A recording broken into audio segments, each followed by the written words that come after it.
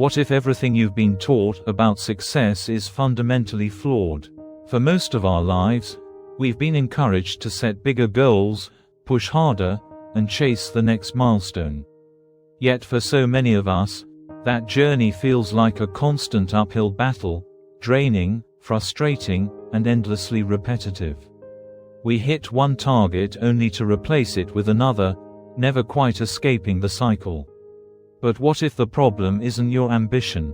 What if the real issue is the blueprint you're building it on? Welcome to another empowering episode of the Grow Every Week podcast, presented by Splendor YT, where every week, we dive deeper into the ideas that elevate your mindset, expand your potential, and transform the way you live and lead. In this audiobook, you'll discover why traditional goal setting, focused entirely on what you want to achieve, misses the deeper, more transformative question: who are you becoming? When you shift your focus from outcomes to identity, everything changes. Success stops being a grind and begins to feel like an extension of who you naturally are. Imagine a life where you don't chase opportunities, opportunities find you. Where impact is effortless because it's aligned with your core values, your character, your authentic self. This isn't hustle culture. It's not about doing more. It's about becoming the kind of person for whom the results you want are inevitable. This audiobook will challenge your assumptions, disrupt your patterns, and invite you into a new paradigm of growth, one where engineering your identity becomes the foundation for lasting influence, genuine alignment, and success that doesn't fade. If you're ready to stop pursuing goals that constantly feel out of reach, if you're ready to build a self that naturally produces the life you desire, then let's begin. Introduction. We live in a world obsessed with goals. From the moment we wake up, we are inundated with messages about what we should achieve, where we should go, and who we should become. The self-help industry has built an empire on the promise that if you just set the right goals, make a detailed plan, and push hard enough, success will inevitably follow. Podcasts celebrate the hustle. Books promise that the next framework will finally be the one. Social media feeds overflow with people celebrating their latest achievement, leaving the rest of us wondering why reaching our own goals feels so hollow and fleeting. If these insights are shifting something in you, hit subscribe so you never miss the next breakthrough. Yet beneath this veneer of goal-obsessed optimism lies a quiet epidemic of burnout, disappointment, and failure. Millions of people set goals every single year with genuine enthusiasm and real intention. They commit to them. They even achieve them, but something remarkable, and troubling, happens afterward. The achievement does not feel the way they thought it would. The goal that once seemed so vital loses its urgency once attained. The sense of accomplishment fades faster than they expect. And then, in a rhythm as predictable as the seasons, they set another goal, chasing the same elusive feeling of lasting satisfaction. The conventional narrative suggests the problem is motivation. You didn't want it badly enough. You didn't believe in yourself sufficiently. You gave up too easily. You picked the wrong goal. All of these explanations carry a grain of truth, but they fundamentally miss the central issue. The real problem is not your goal or your motivation. The real problem is that goals, by their very nature, are external targets. They are destinations you chase rather than identities you become. And chasing, whether conscious or unconscious, is fundamentally different from being. This distinction matters enormously. When you pursue a goal, your brain registers it as something temporary, something to achieve and then be done with. The reward is front-loaded in imagination. You see yourself successful, and your brain releases a burst of dopamine in anticipation. But when you actually achieve the goal, the brain quickly adapts. That same dopamine release diminishes. The novelty fades. This neurological phenomenon, called reward adaptation or the hedonic treadmill, means that external goal achievement is particularly poor at creating lasting satisfaction or meaningful change. Consider the person who loses 50 pounds to reach a specific weight. The weight loss is real. The effort was genuine, yet without a fundamental shift in identity, from someone who struggles with food to someone who has a different relationship with eating, the person often regains the weight. The goal was achieved, but the person remained unchanged. Or consider the entrepreneur who finally reaches a certain revenue target. The success is undeniable, yet they find themselves feeling empty because their identity remained the scrappy underdog building a business, rather than evolving into someone who creates meaningful value. The external result does not automatically shift the internal self-concept that drives behavior. Goals also create a particular kind of psychological pressure. Each time you think about an unmet goal, your brain registers a mismatch between where you are and where you want to be. This discrepancy activates stress systems.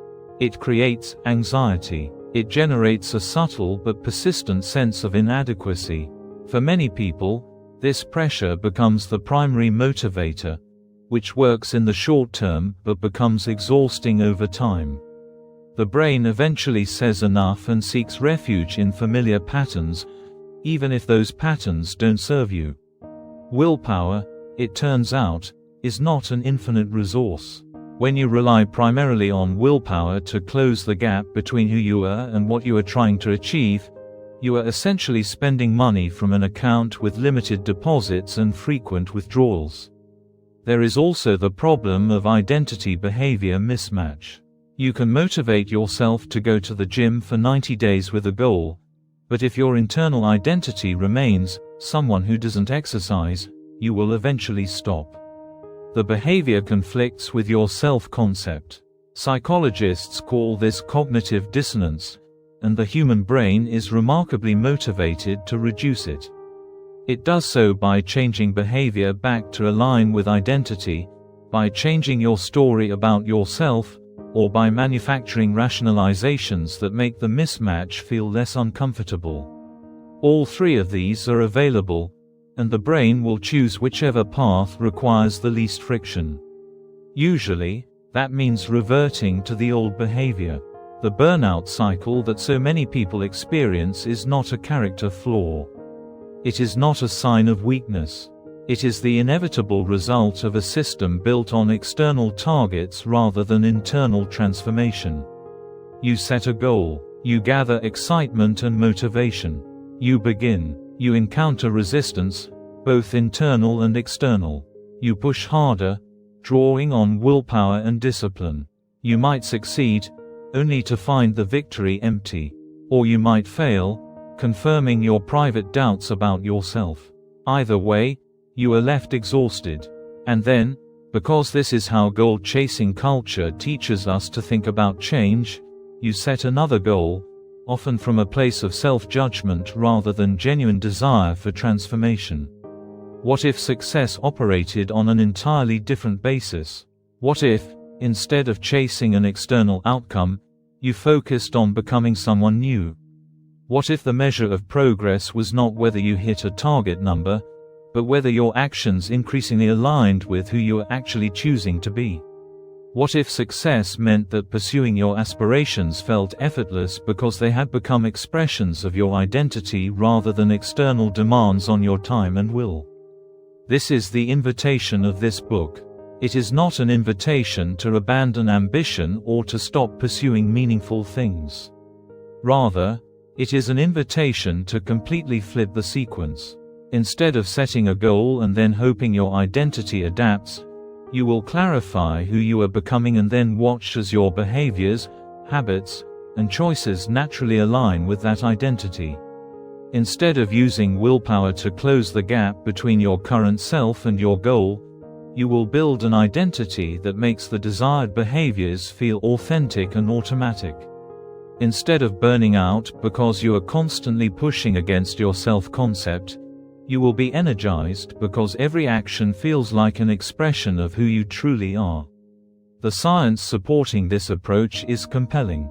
Decades of research in psychology, neuroscience, and behavioral change demonstrate that lasting transformation emerges from identity alignment, not external target chasing. When habits are connected to identity, they become self-reinforcing. When behaviors align with your self-concept, they feel authentic rather than forced. When you are motivated by an internal sense of who you are becoming rather than an external scoreboard, the motivation remains steady even when external rewards fade. When your environment and relationships support your chosen identity, change becomes easier and more sustainable. Yet identity-based change is not something the goal-chasing culture teaches us. It is not what we see celebrated on social media. It is not the framework that most success coaches emphasize. This is perhaps why so many people feel stuck despite their best efforts. They are applying the wrong template to their own lives. Throughout this book, you will discover how identity actually shapes behavior at a neurological and psychological level. You will learn why traditional goal chasing fails so frequently and so predictably. You will understand the power of shifting from outcome thinking to becoming thinking. You will be guided through a process of clarifying who you actually want to become, separate from inherited expectations or external pressure.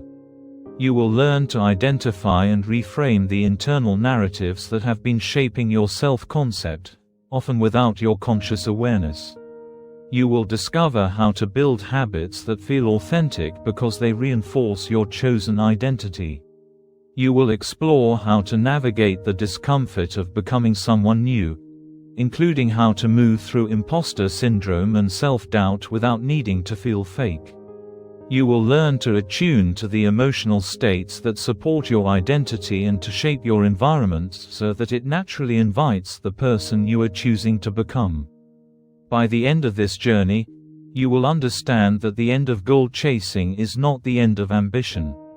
It is the beginning of a far more powerful and sustainable path, one where you are not constantly reaching for something external but rather continuously becoming someone internal. You will understand that real success emerges not from what you achieve but from who you are. And you will have practical, evidence-based tools to move from this understanding into lived experience. Chapter 1: The Psychology of Identity-Based Change. To understand why identity matters so profoundly for lasting change, we need to first understand what identity actually is from a psychological perspective. Identity is not simply a collection of labels or a resume of accomplishments.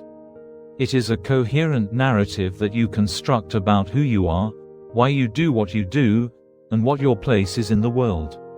Psychologists call this narrative identity, and it serves as an organizing principle for your entire life. Everything you perceive, every choice you make, and every action you take flows through this identity filter. Think of your identity as a kind of operating system for your personality and behavior.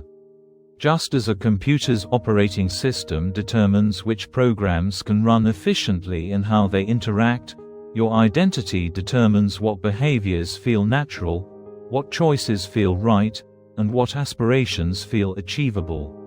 When a behavior aligns with your identity, the operating system runs smoothly.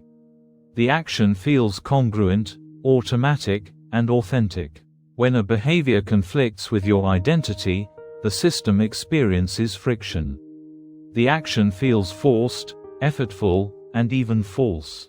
This is why willpower alone is such a limited tool for lasting change. Willpower is a kind of forceful override. It is you trying to run a program that your operating system was not built to support. You can force it to run through sheer effort, but the moment you stop exerting force, the system reverts to its default settings.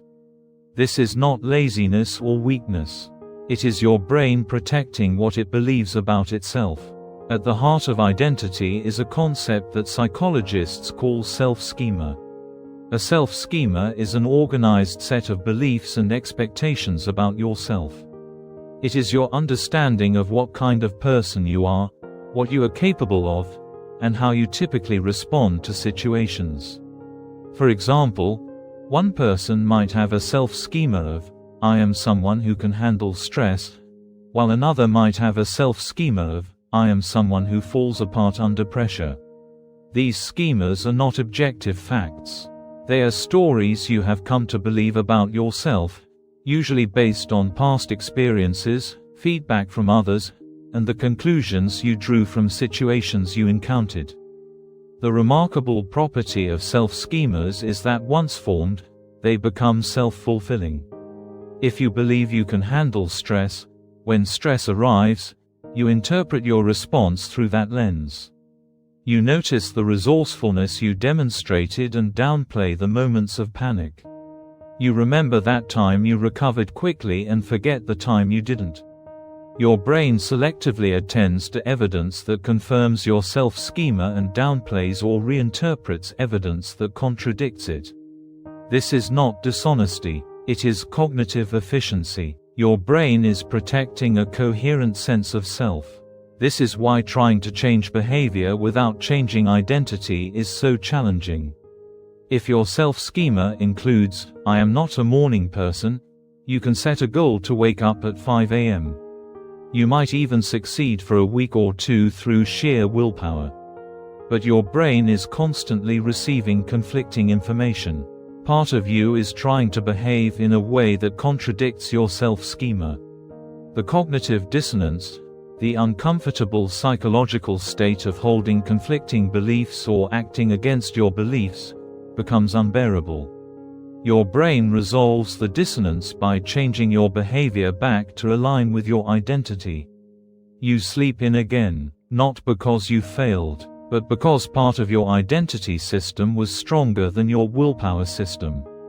However, here is the empowering part: self-schemas are not fixed.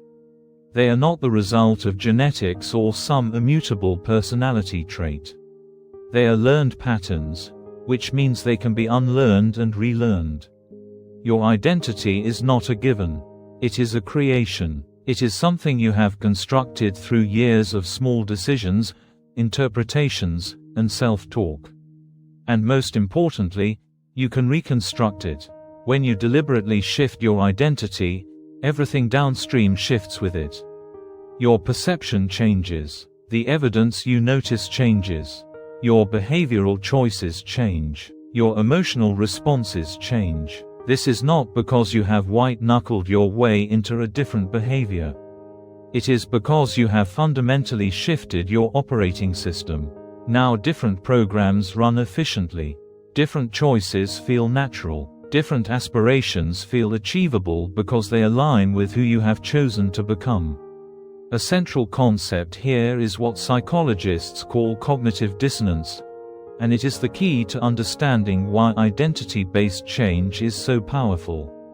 Cognitive dissonance is the psychological discomfort you experience when you hold two conflicting beliefs or when your actions contradict your beliefs.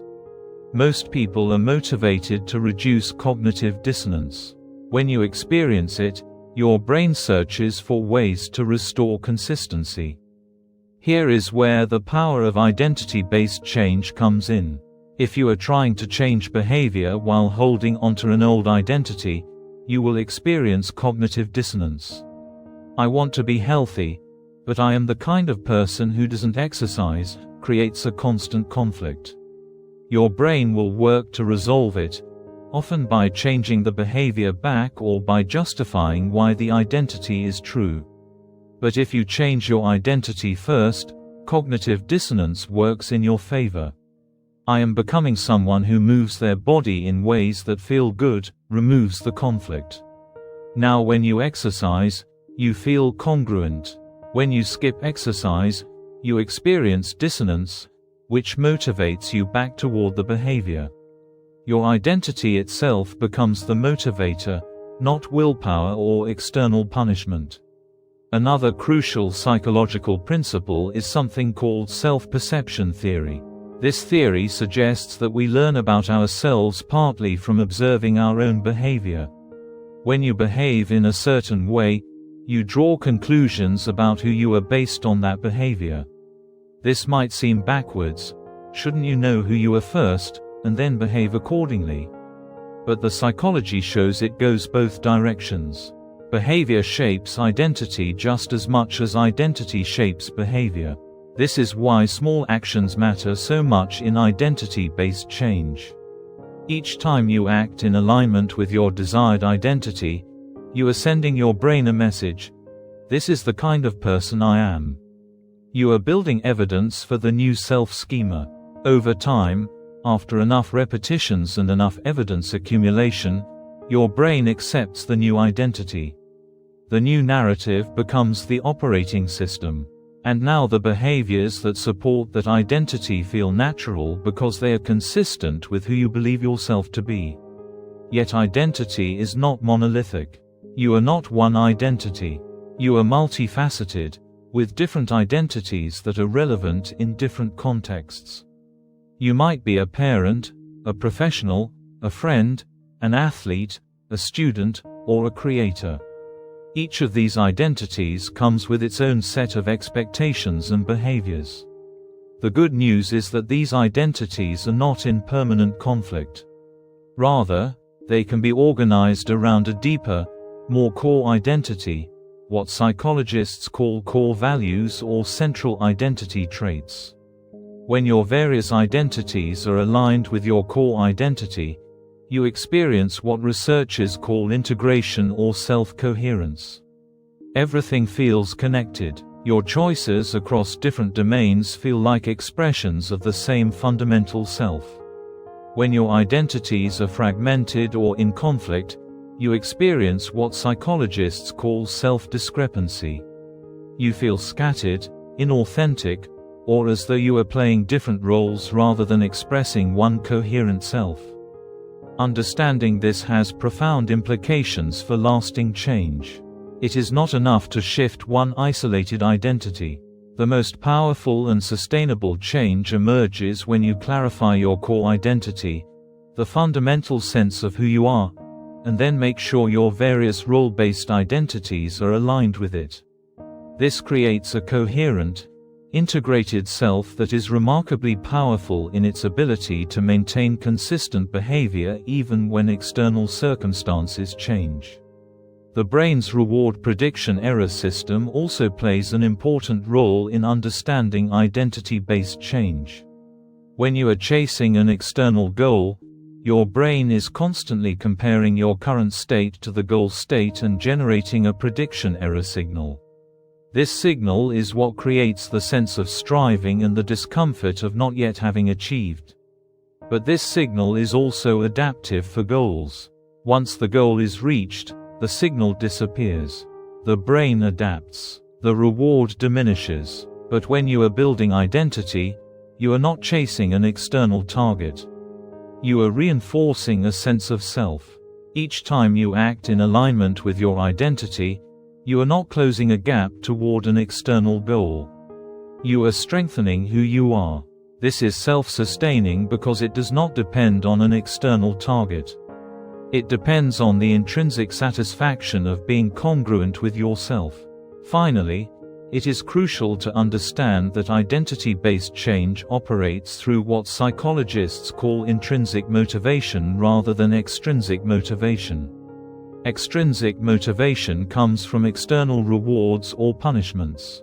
It is what drives you when you are trying to reach a goal set by someone else or when you are afraid of negative consequences. Intrinsic motivation comes from within. It is what drives you when you are doing something because it feels meaningful, because it expresses who you are, or because the activity itself is satisfying. The research on self-determination theory shows that intrinsic motivation is far more sustainable than extrinsic motivation. People who are intrinsically motivated persist longer, perform better, and feel more satisfied.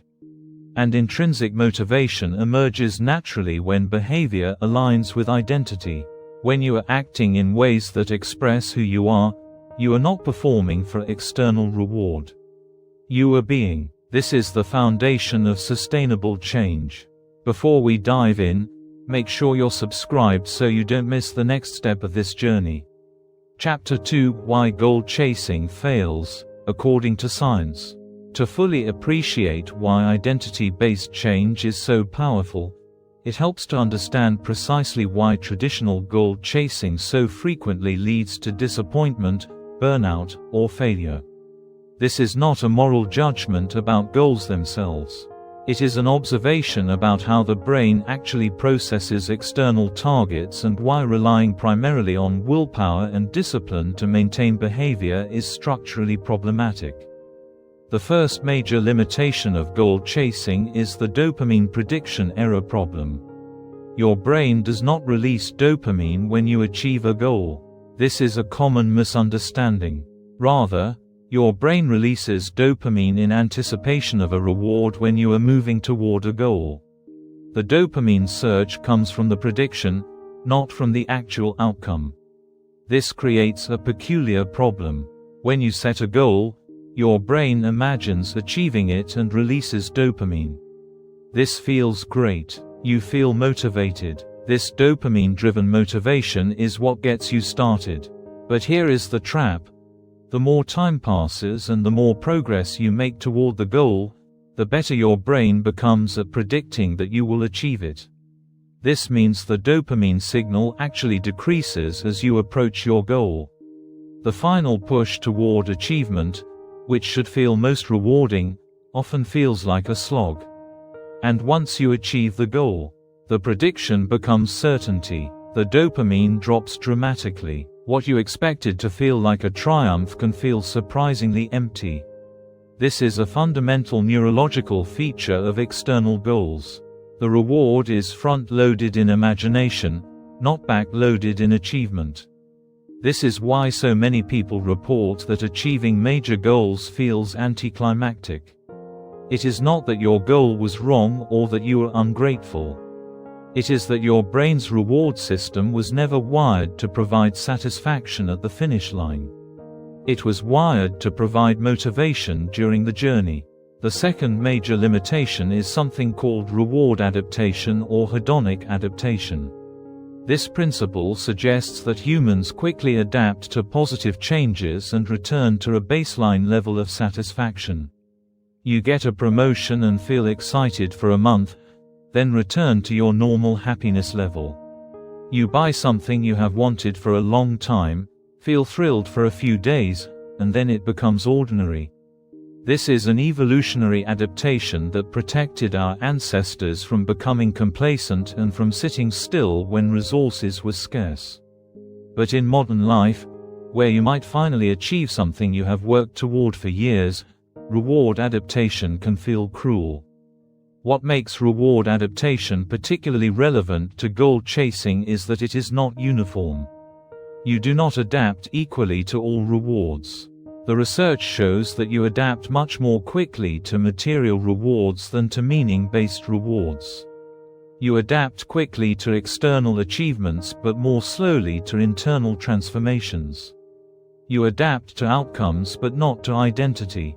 This is the hidden insight that most goal-chasing frameworks miss. If your goal is defined purely in external terms, I want to earn a certain income, or I want to fit into a certain size, you will almost certainly experience reward adaptation. But if your goal is actually a deep identity shift, I am becoming someone with financial wisdom, or I am becoming someone whose body feels capable, the reward adaptation is much slower and much less pronounced. The third major limitation is willpower depletion, often called ego depletion in psychological research. There is now substantial evidence that self-control operates like a limited resource. When you exert self-control in one domain, your capacity for self-control in subsequent domains is temporarily reduced. This is why people who exercise strong self-control at work often struggle to maintain discipline at home. Their willpower tank is empty. This creates a particular problem for goal chasing that relies on discipline and willpower. You might be able to white-knuckle your way through a new behavior for a period of time through sheer force of will. But this approach is exhausting. Your brain is not designed to operate in constant friction against itself. Eventually, the willpower depletes. Suddenly, the behaviors you were forcing yourself to maintain no longer feel tolerable. The effort to continue feels too great, and you revert to old patterns. Moreover, willpower is more depleted when you are experiencing cognitive dissonance, when your actions conflict with your sense of self. So a goal that requires you to constantly behave against your identity is doubly draining. You are burning willpower, and that willpower is being rapidly depleted because part of you keeps questioning whether you should be doing this at all. The fourth limitation is something called the intention-behavior gap. This is the well-documented phenomenon where people's intentions do not translate into actual behavior change. You intend to exercise, eat healthier, spend less time on your phone, or work on a project, but your behavior does not follow your intention. The gap between what you say you will do and what you actually do is remarkably consistent across different types of goals and different types of people. Why does this gap exist? There are many contributing factors, but a central one is that intentions operate at a different level of the mind than automatic behaviors do. Your intention is a consciously held goal. Your habits and automatic behaviors are encoded in different neural systems. These systems do not automatically communicate with each other. You can have a strong intention to exercise while simultaneously having automatic habits that lead you to the couch. The two are not in seamless integration. When you build identity, however, you are not just creating an intention. You are rewiring the automatic systems. You are changing the neural pathways that get activated when certain cues appear. You are creating a sense of self that is coherent across different contexts.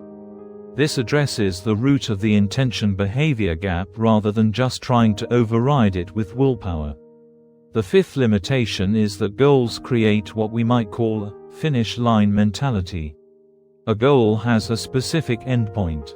Once you achieve it, you have crossed the line. You are done. But life does not have a finish line. The moment you achieve one goal, a new situation arises.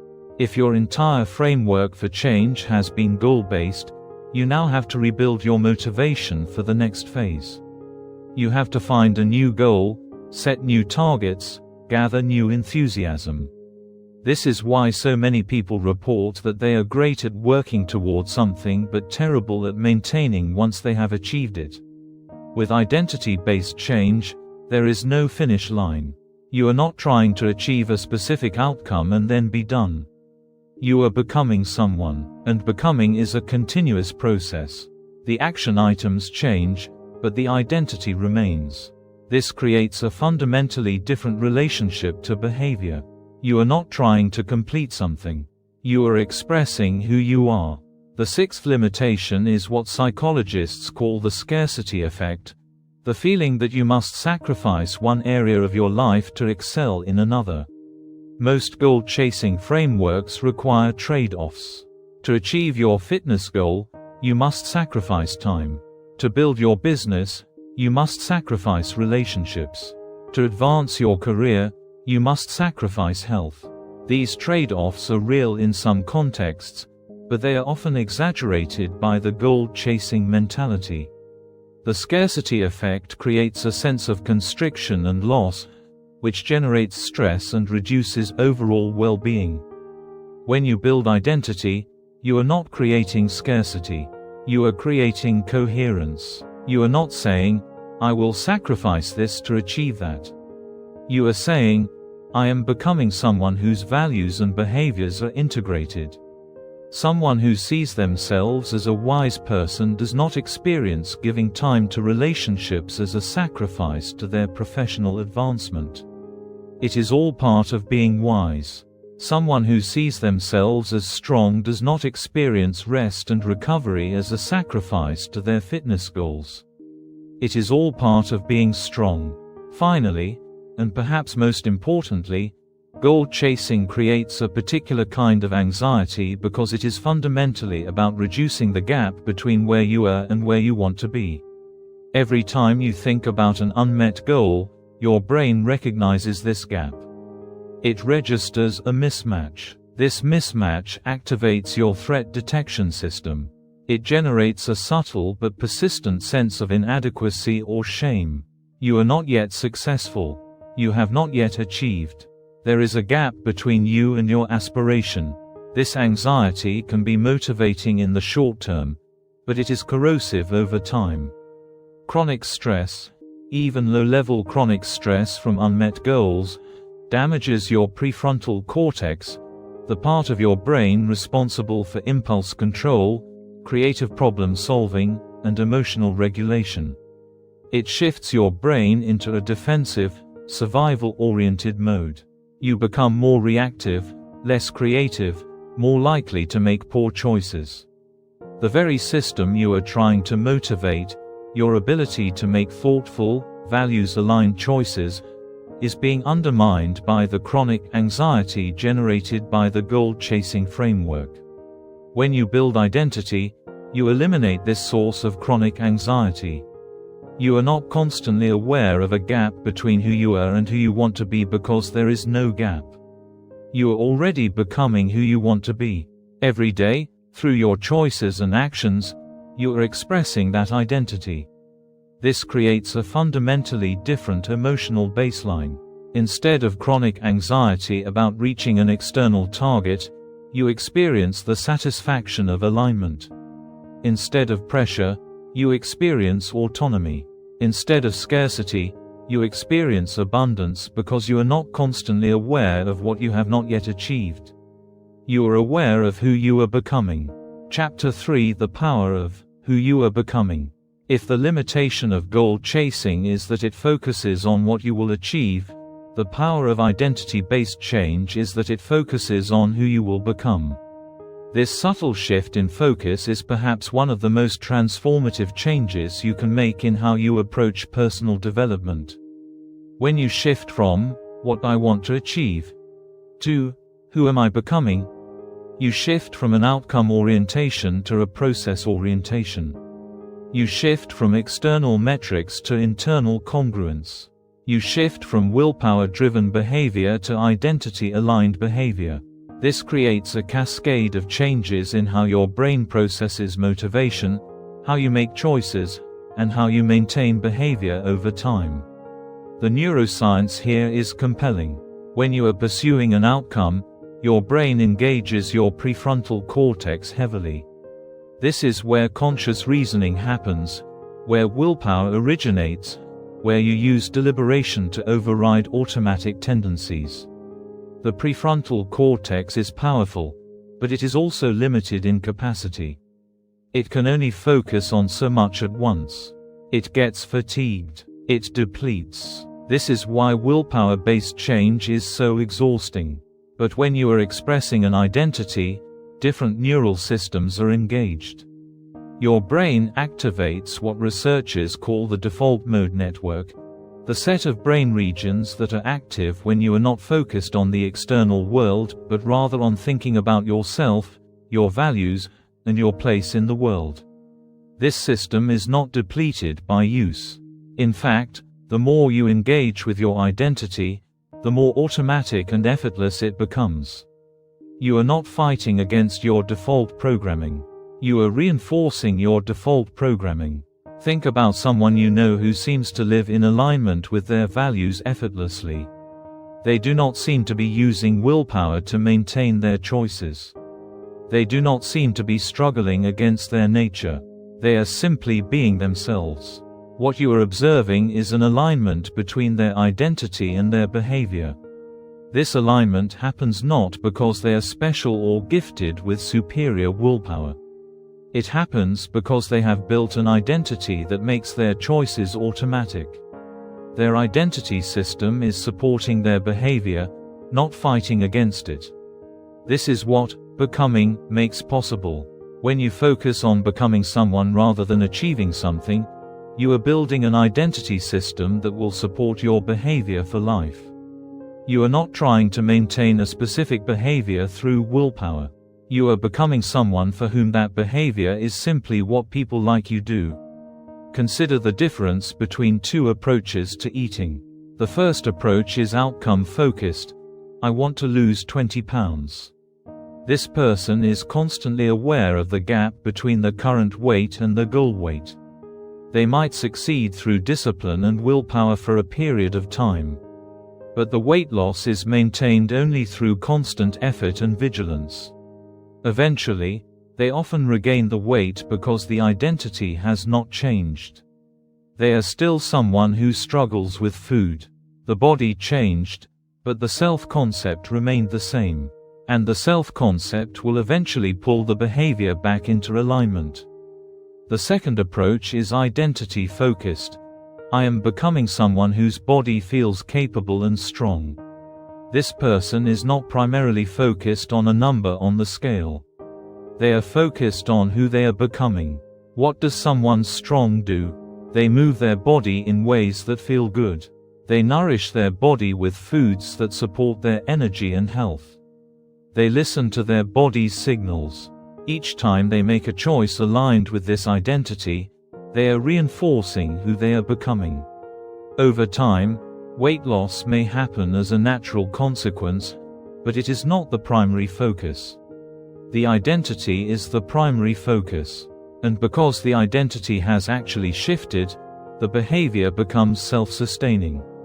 This distinction is not semantic. It is neurological. It changes which brain systems are engaged. It changes what feels effortful and what feels automatic. It changes whether the behavior is maintained through willpower or through identity alignment. Another crucial insight is that identity creates intrinsic motivation in a way that goals do not. Recall that intrinsic motivation is the drive to do something because it feels meaningful or expressive of who you are. Extrinsic motivation is the drive to do something for an external reward or to avoid punishment. The research is clear. Intrinsic motivation is far more sustainable, leads to better performance, and generates more satisfaction. When you pursue a goal, you are typically operating from extrinsic motivation.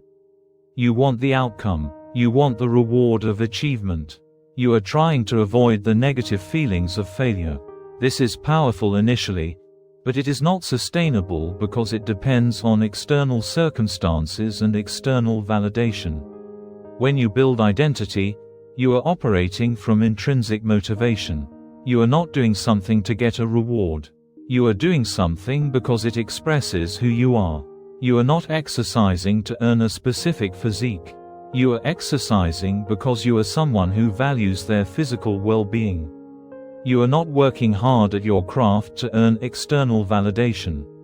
You are working hard because you are someone who takes pride in your work. This intrinsic motivation is self-sustaining. It does not depend on external rewards. It depends on your sense of self. Identity also creates automatic behaviors in a way that goals do not. When you have an identity, certain behaviors become default. You do not have to consciously decide each time. You do not have to gather willpower. Your identity system simply guides you.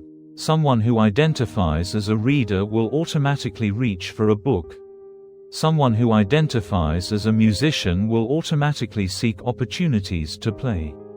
Someone who identifies as someone who values relationships will automatically prioritize time with loved ones.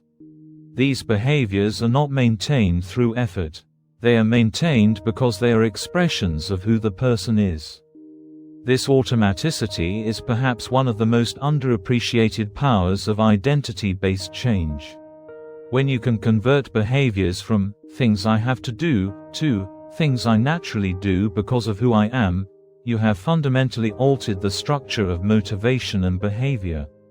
You have moved from a system that requires constant conscious management to a system that is self-running. Identity also creates what psychologists call personal integrity. Personal integrity is the feeling that your actions are congruent with your values and self-concept. It is a powerful positive emotional state. When you are acting in alignment with your identity, you feel integrity. You feel authentic. You feel whole. This feeling itself becomes motivating. You become motivated not by external reward but by the satisfaction of being congruent with yourself. Moreover, identity provides a coherent narrative for your life. Humans are storytelling creatures. We make sense of our lives through the stories we tell ourselves about who we are and why we do what we do. When you have a clear identity, you have a narrative thread that connects your past choices, your current actions, and your future aspirations. This narrative coherence is incredibly powerful. It generates meaning. It helps you make consistent choices across contexts and time.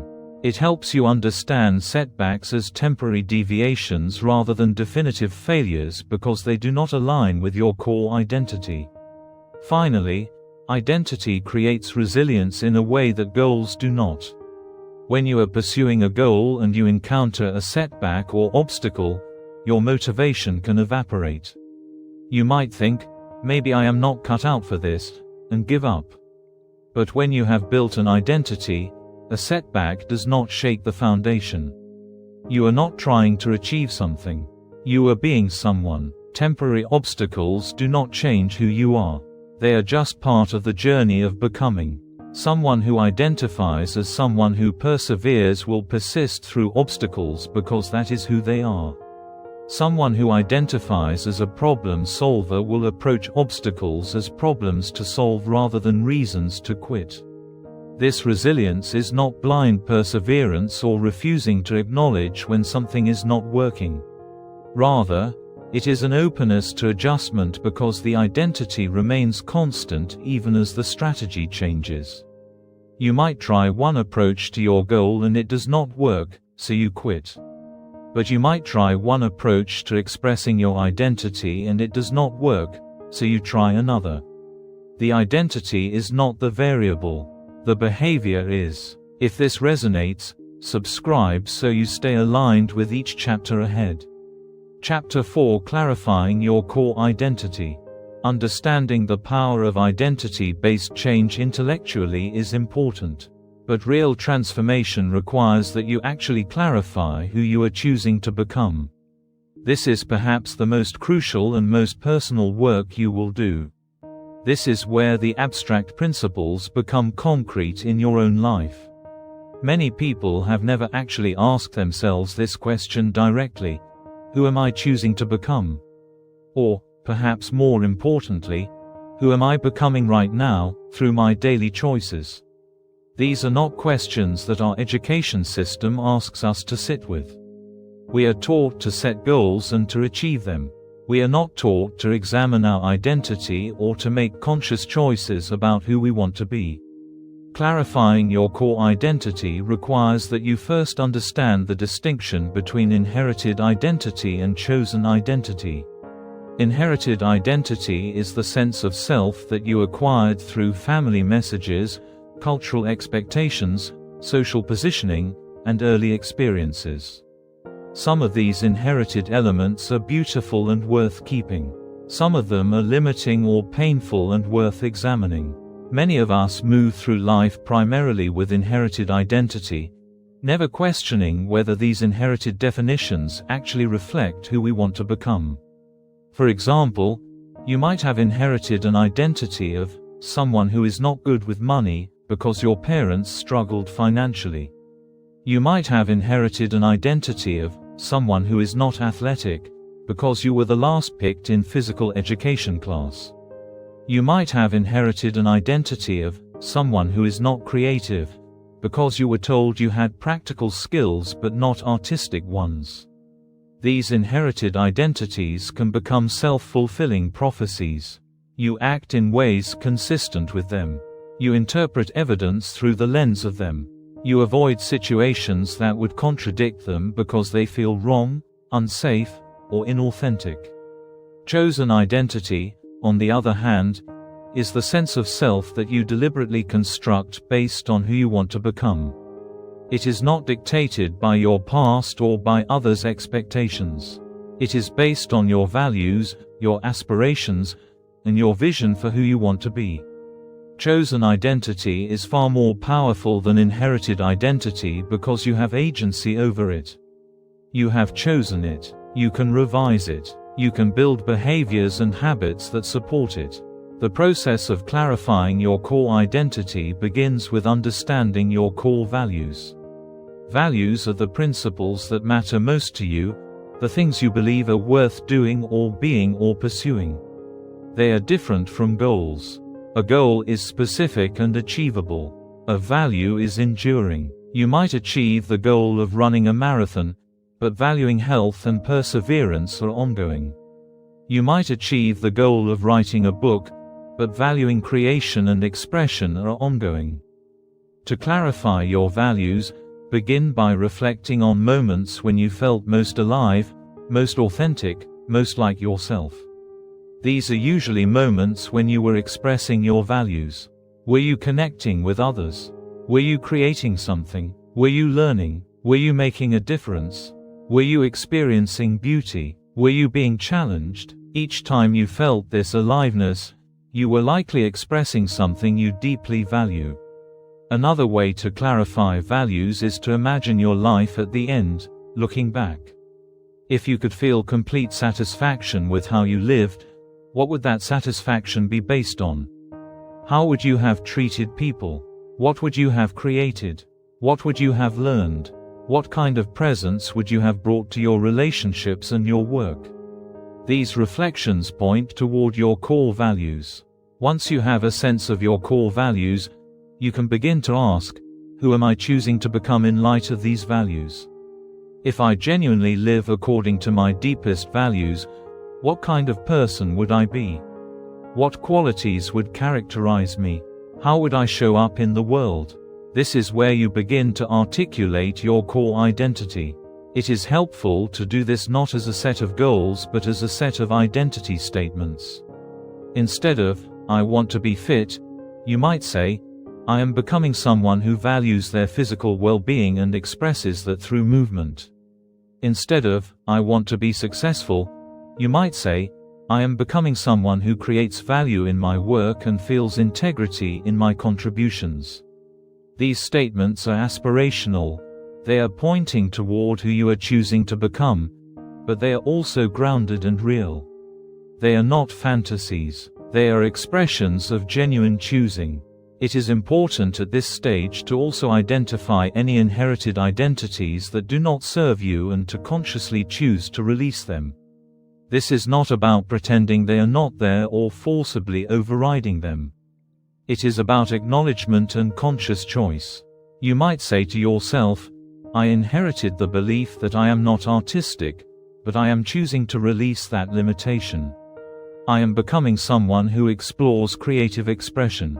This is not denial, it is liberation. You are acknowledging that you have inherited this belief, and you are making a conscious choice not to be defined by it anymore. As you clarify your core identity, it is also helpful to consider how your various role-based identities, professional identity, parental identity, friend identity, citizen identity, align with your core identity. If they are fragmented or in conflict, this will create ongoing cognitive dissonance. For example, if your core identity is around being present and connected, but your professional identity is around being the most productive person in the room, these will conflict. The work here is to see if you can integrate them.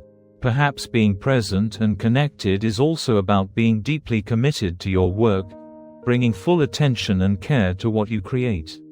Or perhaps you need to make actual changes in your work situation to bring it into alignment with your core identity. This clarification process is not something you do once and then forget about. It is something you return to periodically, especially during times of transition or when you feel out of alignment. Your identity can evolve. You can choose to become someone different than who you have been choosing to become. But this needs to be a conscious choice, not a default drift back into inherited identity or reactive response to circumstances. One more piece here is crucial. Your core identity needs to be internal, not external. This means it should not be based primarily on how others see you or on external achievements. I am becoming someone respected is external. I am becoming someone who acts with integrity is internal. The external will follow from the internal, but if you build your identity on external metrics, you will be constantly vulnerable to external circumstances. You will be at the mercy of others' judgments. You will lack the stability that comes from an internally defined sense of self. Chapter 5: Rewriting the Internal Narrative. Your identity is not just a collection of beliefs about yourself. It is a narrative. It is a story you tell yourself about who you are, where you came from, and where you are going. This narrative is so familiar that you likely take it as objective truth. You do not realize you are telling a story. You experience the narrative as reality. But the remarkable truth is that this narrative is changeable. And changing your narrative is one of the most powerful ways to shift your identity. We each have a narrative identity, what psychologists call a life story. This story includes your understanding of your past, your interpretation of your present, and your vision for your future. The story is not a neutral recording of facts.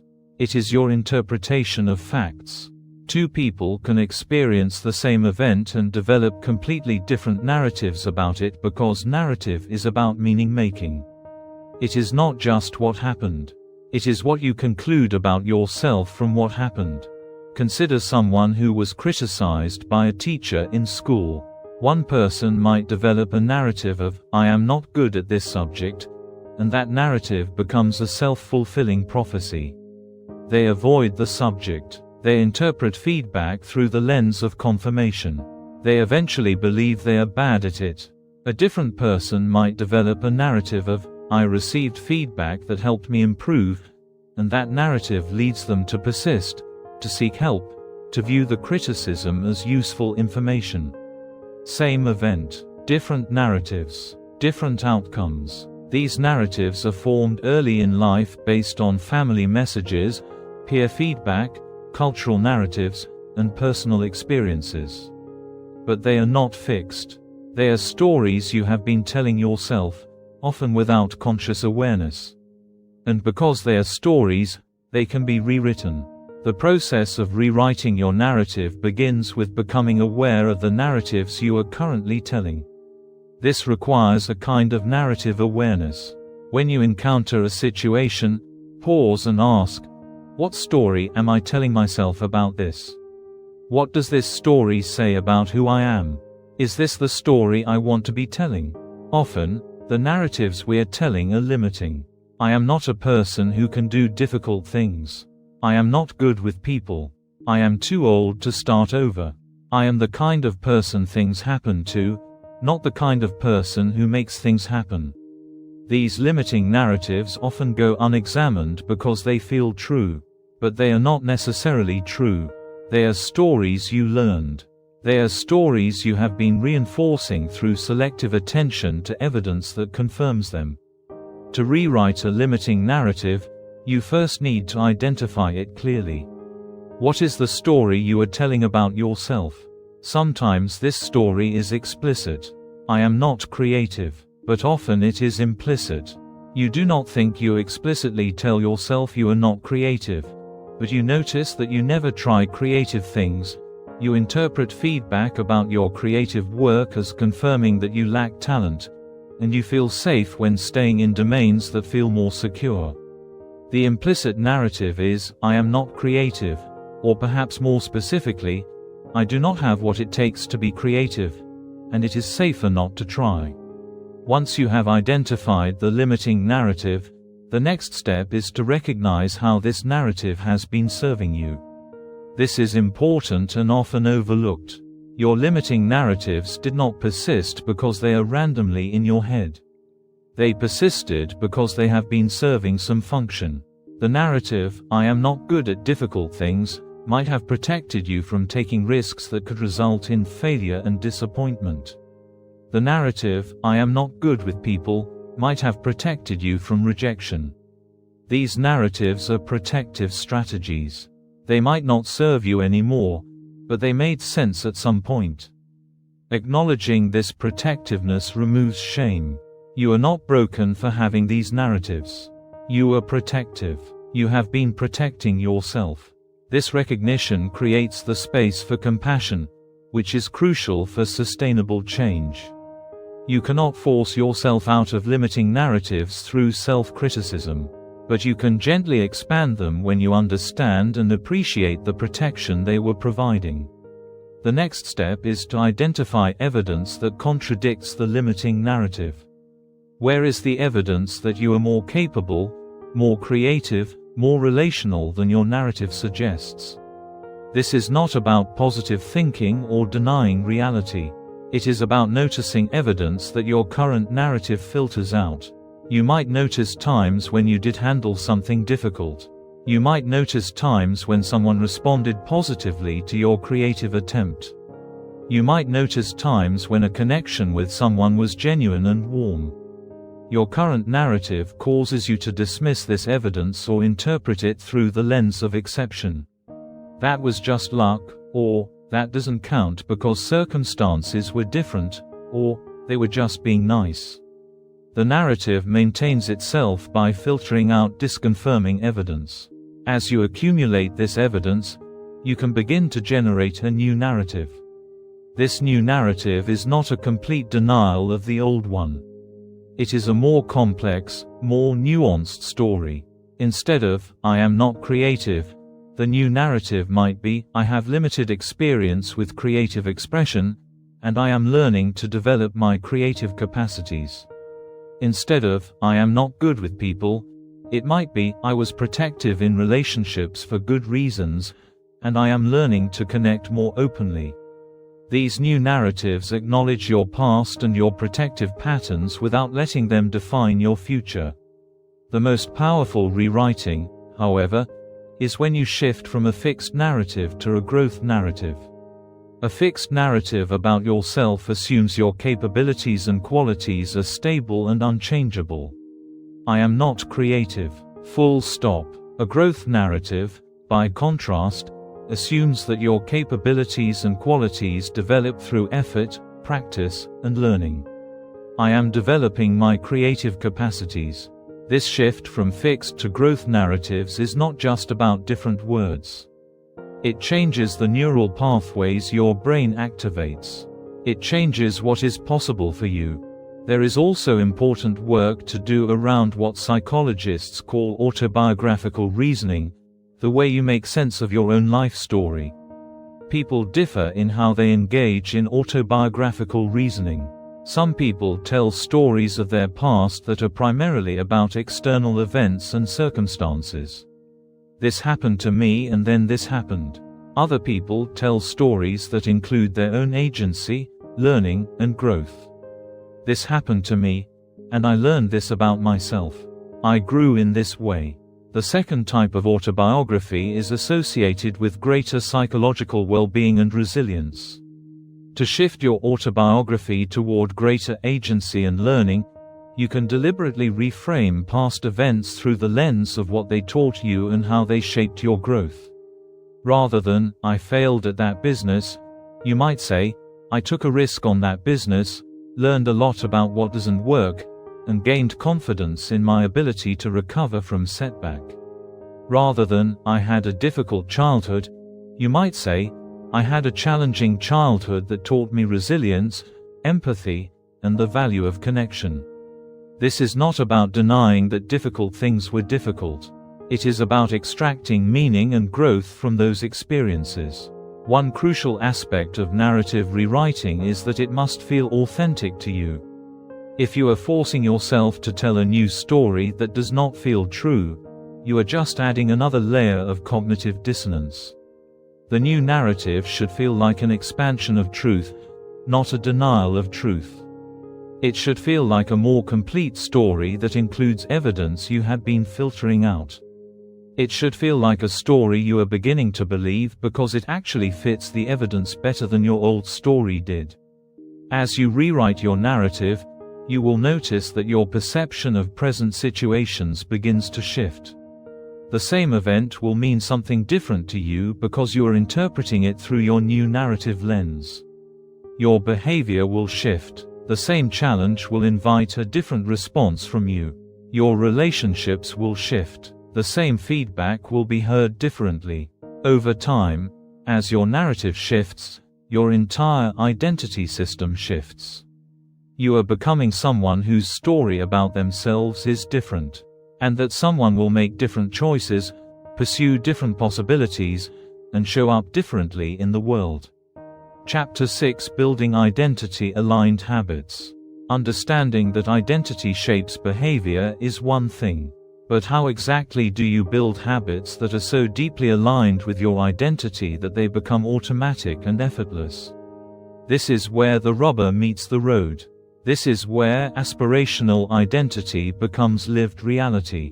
The relationship between habits and identity is bidirectional and mutually reinforcing. Your identity drives your habits. You do what people like you do. But your habits also shape your identity. Doing something repeatedly teaches your brain that you are the kind of person who does this thing. This creates a virtuous cycle. As you repeat behaviors aligned with your desired identity, your identity strengthens. As your identity strengthens, those behaviors become more automatic. To understand how to build this habit-identity loop, we need to understand how habits actually form neurologically. Habits are encoded in the basal ganglia, a set of brain structures deep inside your brain that handle automaticity and routine behavior. When you first learn a new behavior, your prefrontal cortex is heavily engaged. You are paying attention. You are making conscious decisions about each step. You are using willpower. But as you repeat the behavior, the neural network shifts. The basal ganglia gradually takes over. The behavior becomes more automatic. The prefrontal cortex involvement decreases. Eventually, the behavior can run with very little conscious attention. This is why habits are so powerful, but also why they are so sticky. Once encoded in the basal ganglia, they run automatically. This is good news if you have built habits that support your identity. It means the behavior is self-running. You do not have to use willpower to maintain it. But it is also why old habits are so hard to break. They are deeply encoded. They are automatic. They run even when you consciously want something different. The process of building a new habit aligned with your identity involves several key elements. First, you need a cue or trigger, something in your environment or your routine that prompts the behavior. Habits are context dependent. You do not make a conscious decision to perform the habit each time. Rather, the cue arrives, and the habit runs. So if you are building the habit of meditation aligned with your identity as someone who cultivates inner peace, the cue might be your morning coffee. The morning coffee becomes the trigger. Your brain learns the association. Morning coffee appears, and meditation happens. Second, you need the routine itself, the actual behavior. This is the middle part of what researchers call the habit loop. You have the cue, then the behavior, then the reward. In the beginning, you are consciously performing this routine. You are deliberately meditating because you have decided that meditation is what someone who cultivates inner peace does. But as you repeat this, the routine becomes more automatic. Your brain learns the sequence. Eventually, the sequence runs with minimal conscious input. Third, you need a reward or reinforcement. This is crucial for habit formation. Your brain needs to recognize that something good happened as a result of the behavior. This reward does not have to be external. In fact, the most stable habits are those that are reinforced by intrinsic rewards rather than external ones. When you meditate and feel calmer afterward, that feeling is a reward. Your brain learns, this routine produces this desirable state, so I should repeat it when this cue appears. Here is where identity comes in powerfully. If you frame the reward in terms of identity reinforcement rather than external achievement, you create a much more stable and sustainable habit loop. Rather than, I meditated for 10 minutes and now I can check that off my list, you frame it as, I took action aligned with who I am becoming.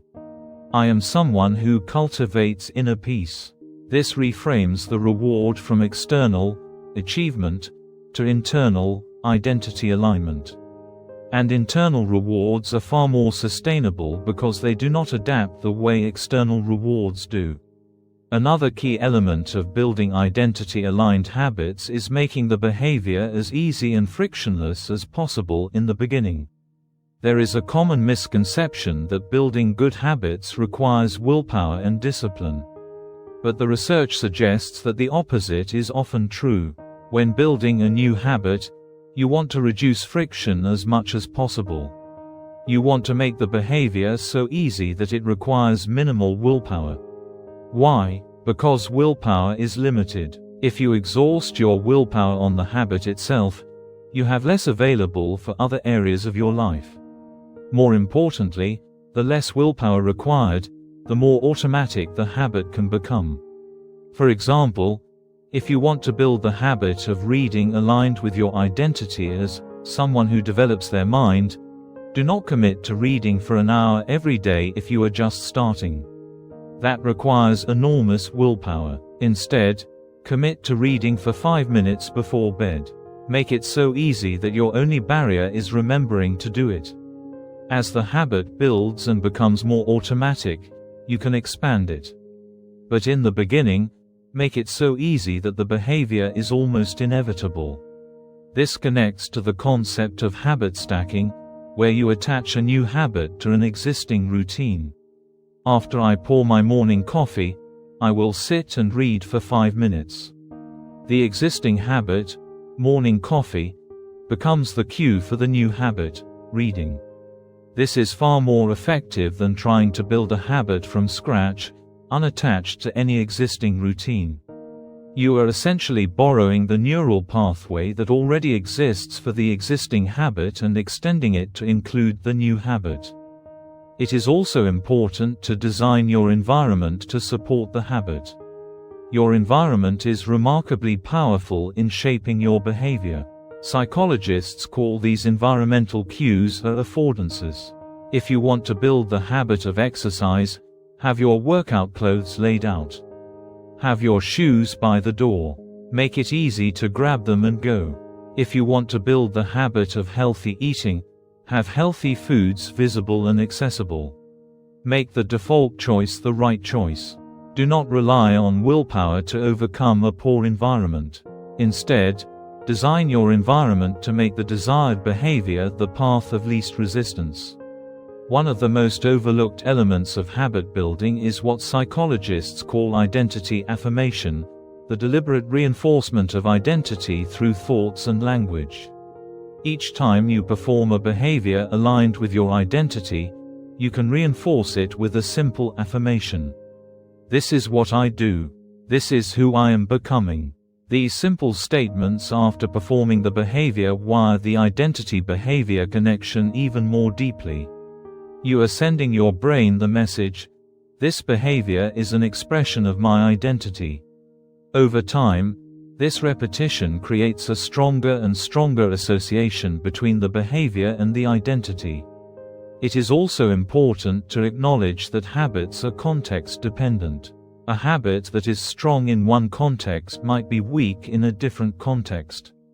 You might have built the habit of exercise at your home gym, but when you travel, the habit breaks down because the context is different. This is why it can feel like you are starting over when you change environments. You are not broken. Your habit was context-dependent.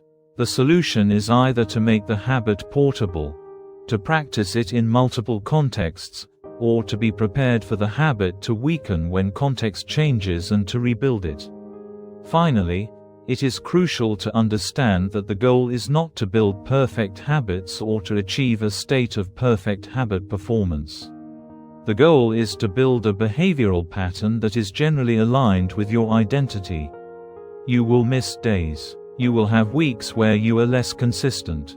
Life happens. What matters is that the pattern holds over time. Studies on habit formation suggest that it takes on average about 2 months for a behavior to become automatic, though it varies. But this is 2 months of generally consistent practice, not 2 months of perfect execution. Give yourself grace. The habit is forming even when you miss some days. Each time you return to the behavior, you are reinforcing the neural pathway. Chapter 7: Acting as if, without feeling fake. One of the most common concerns people have when beginning identity-based change is a feeling that they are being inauthentic. If I am not yet someone who exercises regularly, and I start exercising regularly, am I not just pretending? Am I not being fake?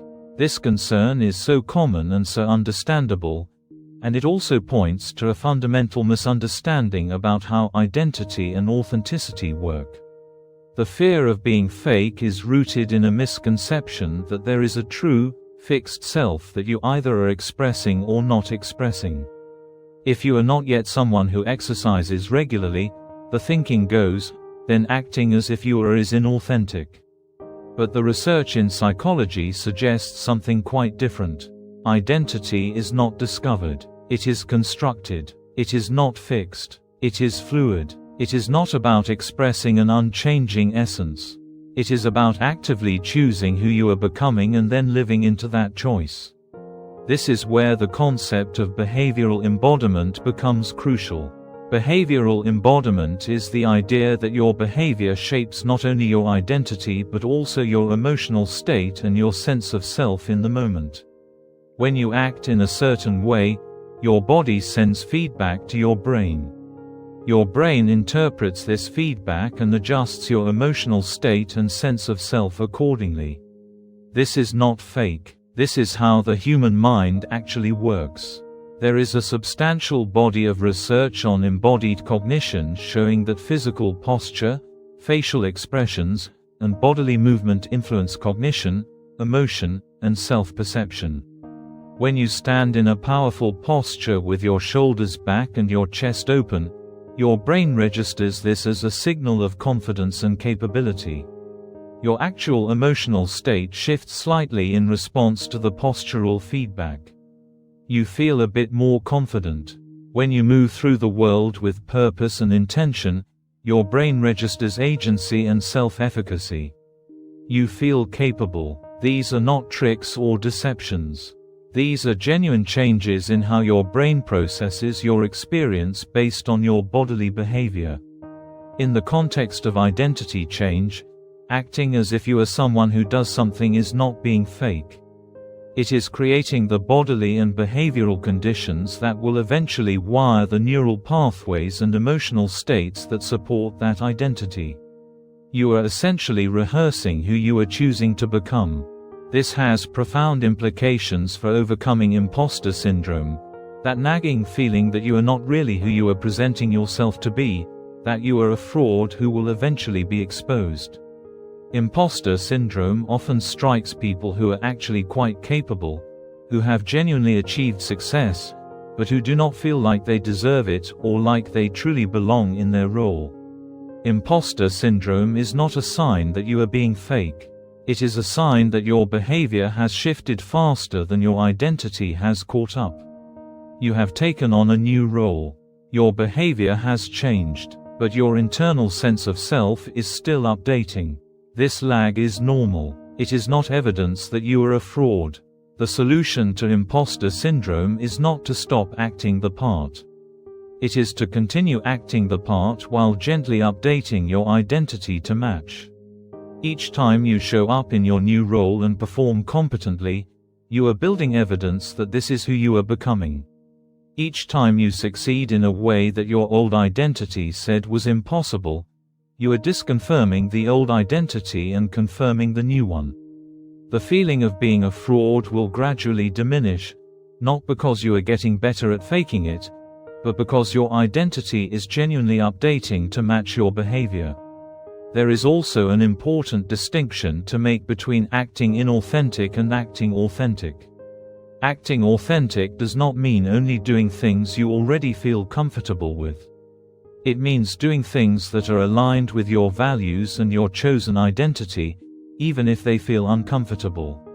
A person choosing to become more brave might feel scared even as they take brave action. But the brave action is authentic because it is aligned with their chosen identity. The fear is just an emotion they are having while doing something authentic.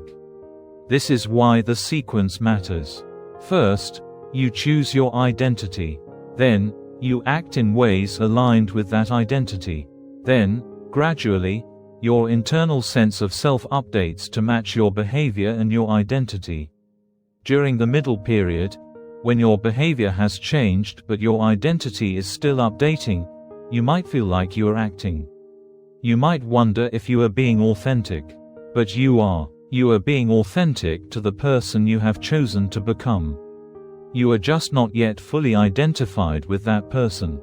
But you will be. The research on acting and social cognition actually suggests that trained actors, through repeatedly embodying characters and perspectives different from their own, experience changes in their own neurocognitive processes and increased social capacities. The act of embodying perspectives expands the actual neural structures involved in social understanding.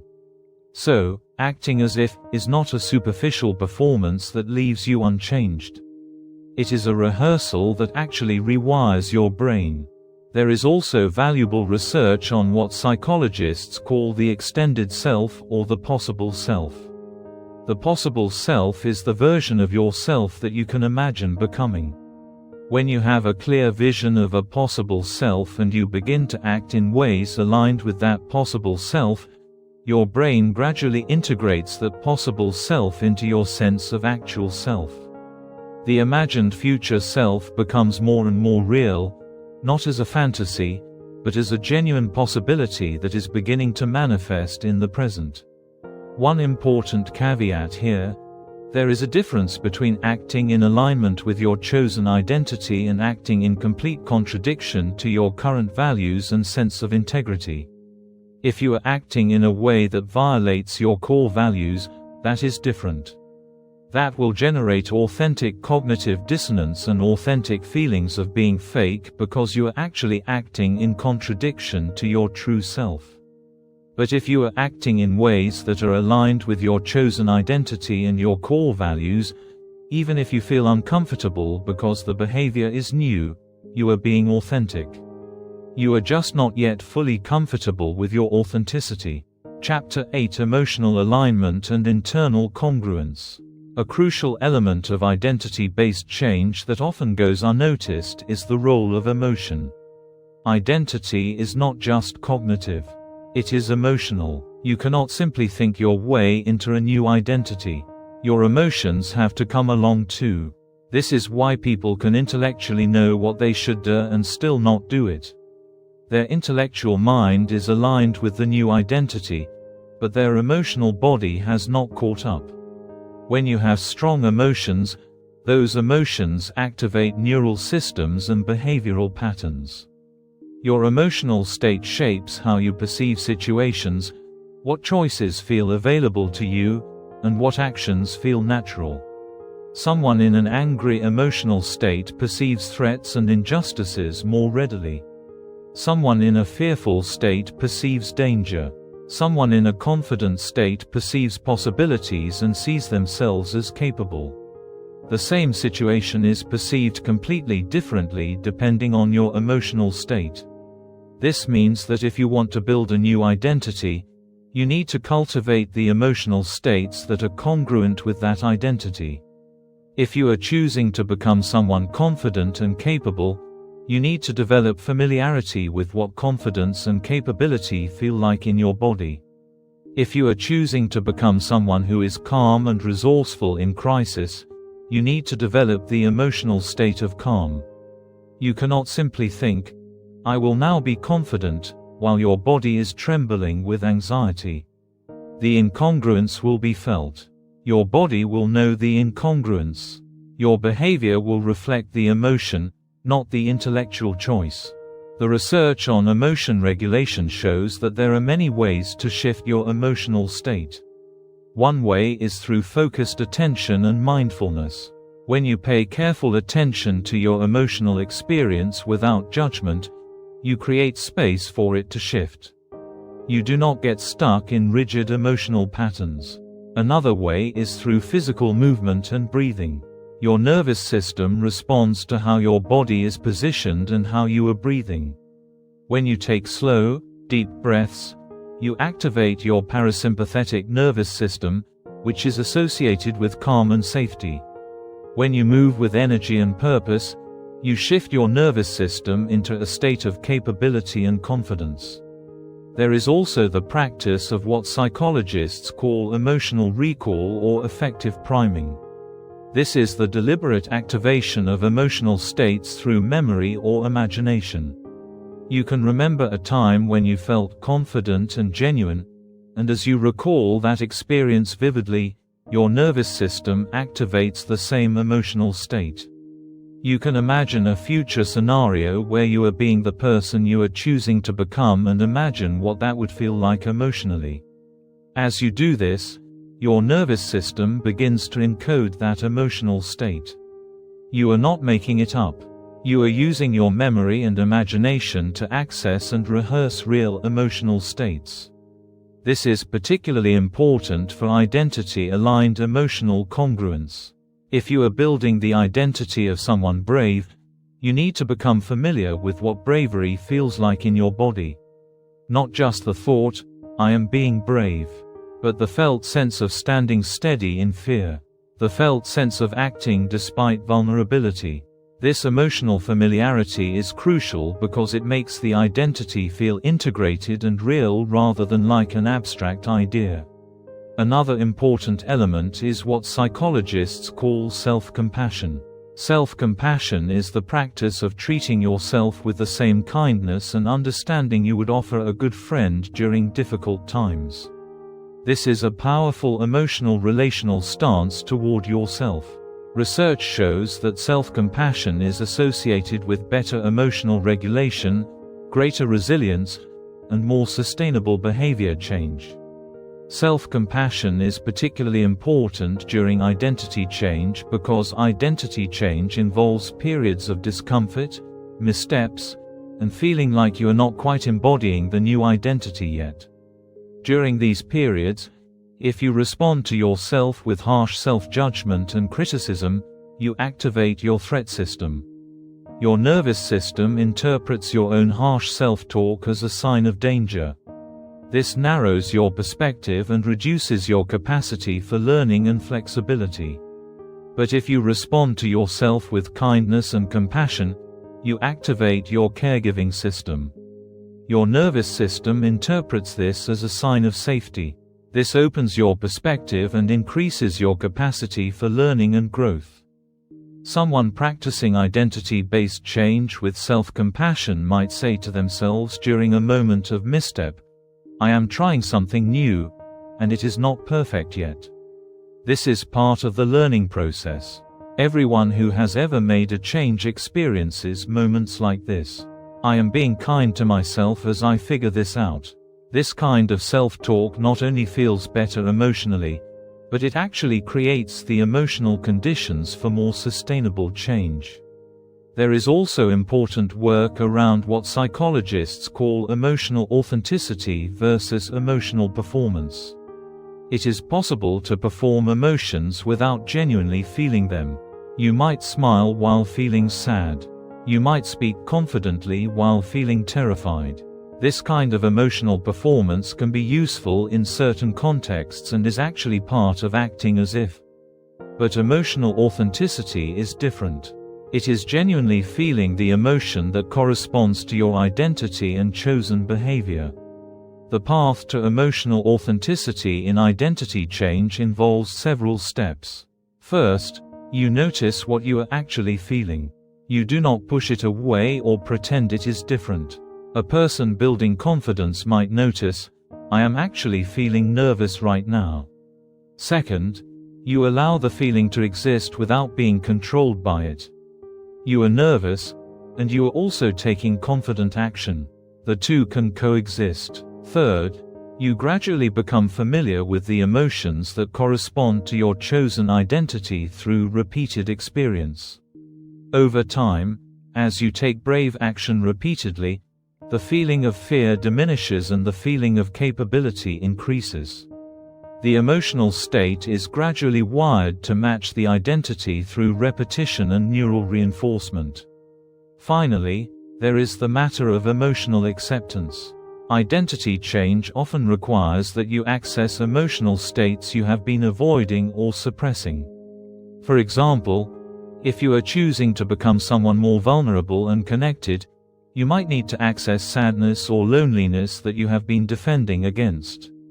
If you are choosing to become someone more authentic and courageous, you might need to access anger or strong conviction that you have been suppressing. The emotional congruence with your chosen identity might require that you make room for a broader range of emotional experience. This does not mean you become overwhelmed by emotions or lose your capacity to regulate them. It means you expand your relationship to the full spectrum of emotional experience. You become capable of feeling sad while still feeling connected. You become capable of feeling angry while still behaving wisely. You become capable of feeling afraid while still taking action. This emotional flexibility and integration is what allows you to embody a complex, mature identity. Chapter 9: Overcoming Resistance, Self-Sabotage, and Old Identities. Even with a clear vision of who you are choosing to become and with solid strategies in place, you will encounter resistance. Sometimes this resistance comes from external circumstances. Sometimes it comes from other people.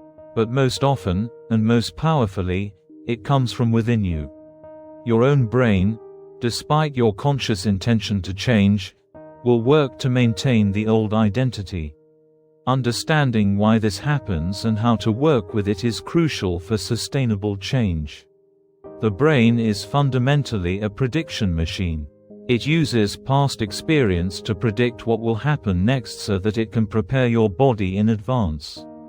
This predictive function is incredibly valuable for survival and efficiency.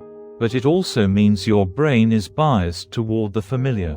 The familiar is predictable. The unfamiliar is uncertain. And uncertainty is registered by your threat detection system as potential danger. This is why the brain resists change, even change you consciously want. When you try to become someone new, you are asking your brain to operate in ways that are not yet fully predictable. The neural patterns are not yet established. Your brain registers this as a threat. It is not that something is wrong with you. It is that your brain's protective mechanisms are doing their job. They are trying to protect you by pushing you back toward what is familiar, even if what is familiar does not serve you. This protective mechanism is centered in the amygdala, which is often called the brain's alarm system. When the amygdala detects something unfamiliar or risky, it triggers a cascade of responses. Your heart rate increases. Your muscles tense. Your focus narrows. Your threat system is activated.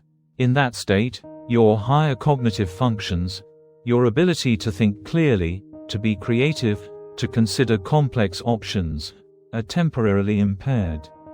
You are in a fight or flight mode. This is why willpower-based approaches to change so often fail at the moment of highest stress or uncertainty. When you encounter a genuine challenge in your identity change, your threat system activates. Your prefrontal cortex shuts down. And in that state, reverting to old patterns is the easiest thing in the world because old patterns are predictable and your threat system feels it is protecting you by activating them.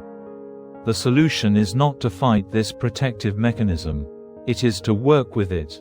You can activate your threat system less by making the changes you are introducing less novel and less threatening. You do this through several means. First, you can make changes gradually rather than abruptly. Small steps toward the new identity are less threatening than a massive sudden shift. Second, you can maintain elements of the familiar even as you introduce the new. If you are building a new professional identity, you maintain familiar relationships and routines outside of work. Third, you can create a sense of safety around the change through preparation, social support, and self-compassion. Another form of resistance comes from what psychologists call identity threat. Even if your conscious mind wants to change, your sense of self, your identity, may feel threatened by the change. This is because your identity has been organizing your world. It has told you what you are capable of, what you should pursue, what choices make sense. A new identity threatens this organizing system. So even as you are moving toward the new identity, part of you may resist it because it destabilizes your sense of self. This resistance often shows up as self-sabotage, behavior that undermines your own goals. You start making progress toward your new identity, and then you do something that sabotages that progress. You might not even be consciously aware that you are sabotaging yourself. It is automatic. It is your brain trying to restore the familiar identity and the stable sense of self. Understanding this can replace shame with compassion. Self-sabotage is not a character flaw. It is your brain trying to protect the only sense of self it has known. Once you understand this, you can work with it. You can acknowledge the protective function. Part of me is afraid of who I am becoming because my identity has been organizing my world, and a new identity feels uncertain. You can reassure that protective part. I am not abandoning you. I am expanding. I am still me, just becoming more. You can move slowly enough that your protective system can adjust. There is also the phenomenon of what psychologists call a relapse or regression. You make progress. You feel good. You identify with your new identity. And then something happens. You revert to old behavior. You feel like you have failed. You feel like you are back to square one. But this is a misunderstanding of how change works. In fact, research on behavior change shows that relapses are extremely common and actually predictable parts of the change process. They are not signs of failure. They are signs of a system that is not yet fully integrated. What matters is what happens after the relapse. Do you interpret it as evidence that you cannot change and give up? Or do you interpret it as a temporary hiccup in a longer process and recommit to your new identity? Each time you return to your new identity after a relapse or regression, you are actually strengthening the new identity pathway. You are building resilience. You are demonstrating to your brain that this new identity is important to you, that you are serious about it, that temporary setbacks do not derail you. This is how lasting identity change actually happens. It is not a straight line. It is a spiral where you move forward, encounter a challenge, temporarily regress, and then move forward again, at a higher level than before. Another form of resistance involves the loss of identity. Your old identity, even if it did not serve you, gave you something. It gave you an explanation for why things were the way they were. It gave you a community of people who shared that identity. It gave you a role to play. When you release an old identity, you are experiencing a loss. This loss is real and deserves acknowledgement and grieving. You might need to mourn the old identity before you can fully embrace the new one. Finally, there is the resistance that comes from other people. The people in your life have adjusted to who you have been. They know their role in relation to you.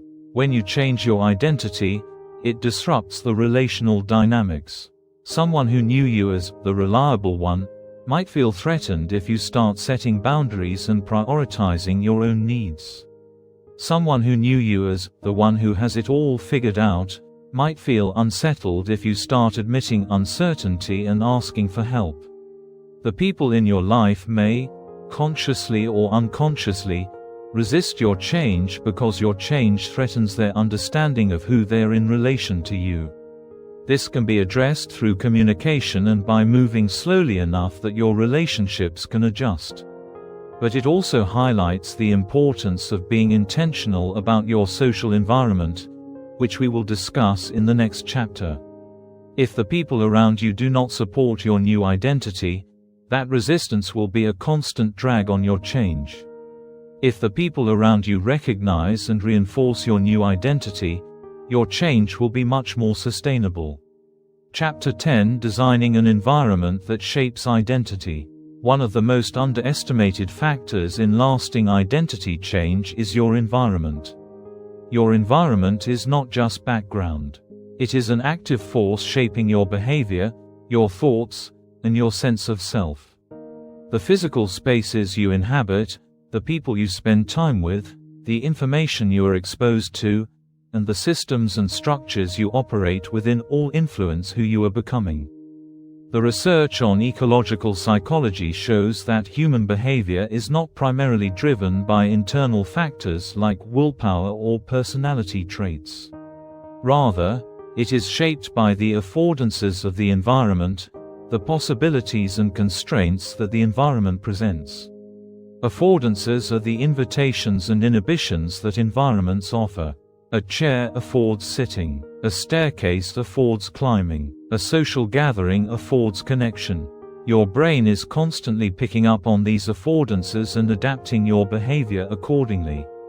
This has profound implications for identity change. Rather than trying to change through willpower in a hostile or non-supportive environment, you can change your environment to support the identity you are choosing. Rather than fighting constant friction and resistance, you can design an environment where the desired behavior is the path of least resistance. Consider the physical environment first. Your physical space should cue and support your desired identity. If you are building the identity of someone who exercises regularly, your physical space should make exercise easy. Have a clear space for movement. Have your workout clothes visible and accessible. Have your exercise equipment ready. The environment is saying, this is a place where movement happens. If you are building the identity of someone who reads and learns, your physical space should make reading easy and inviting.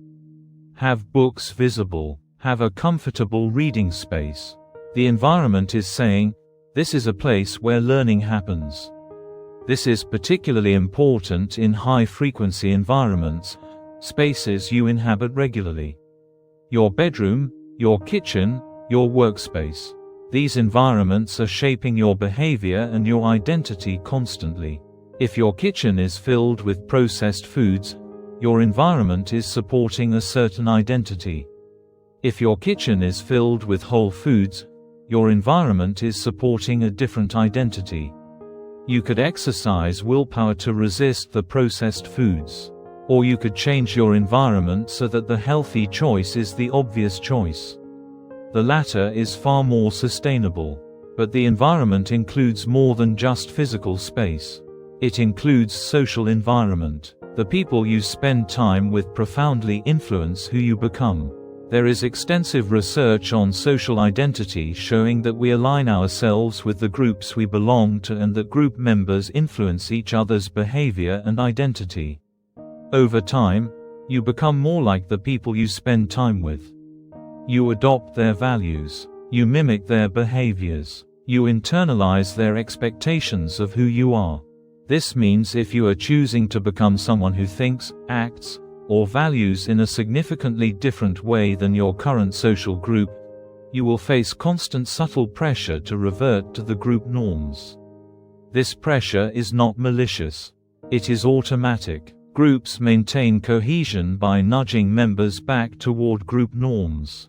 But it can be a significant barrier to identity change. This does not necessarily mean you need to leave your current relationships. But it does mean you need to be intentional about your social environment. You might cultivate some relationships with people who already embody the identity you are choosing to become.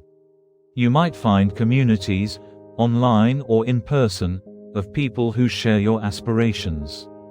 You might become more explicit about your identity change with people close to you so they understand why you are making different choices. You might create accountability structures with someone who supports your new identity. The research on social influence suggests that just being around people who embody the identity you are choosing is powerfully shaping. Psychologists call this observational learning or modeling. When you observe someone doing something successfully, your brain records that it is possible. When you observe someone embodying an identity you admire, your brain records that this identity is achievable for you. You are more likely to become someone you see embodied in your social environment.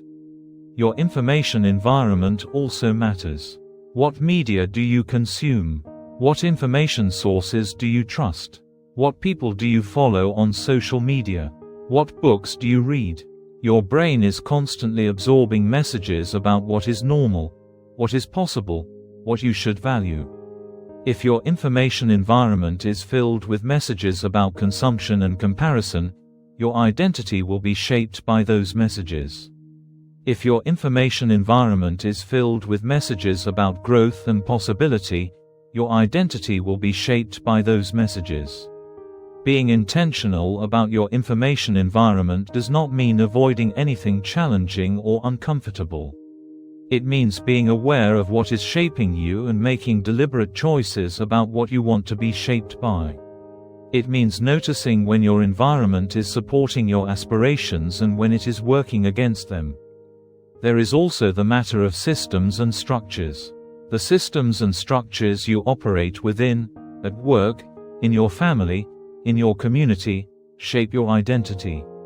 If your workplace structure rewards individual achievement and competition, it will support an identity of individual competitor. If it rewards collaboration and collective success, it will support an identity of collaborator.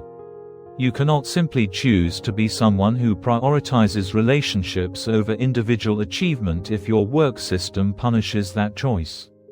Well, you can, but it requires significant willpower.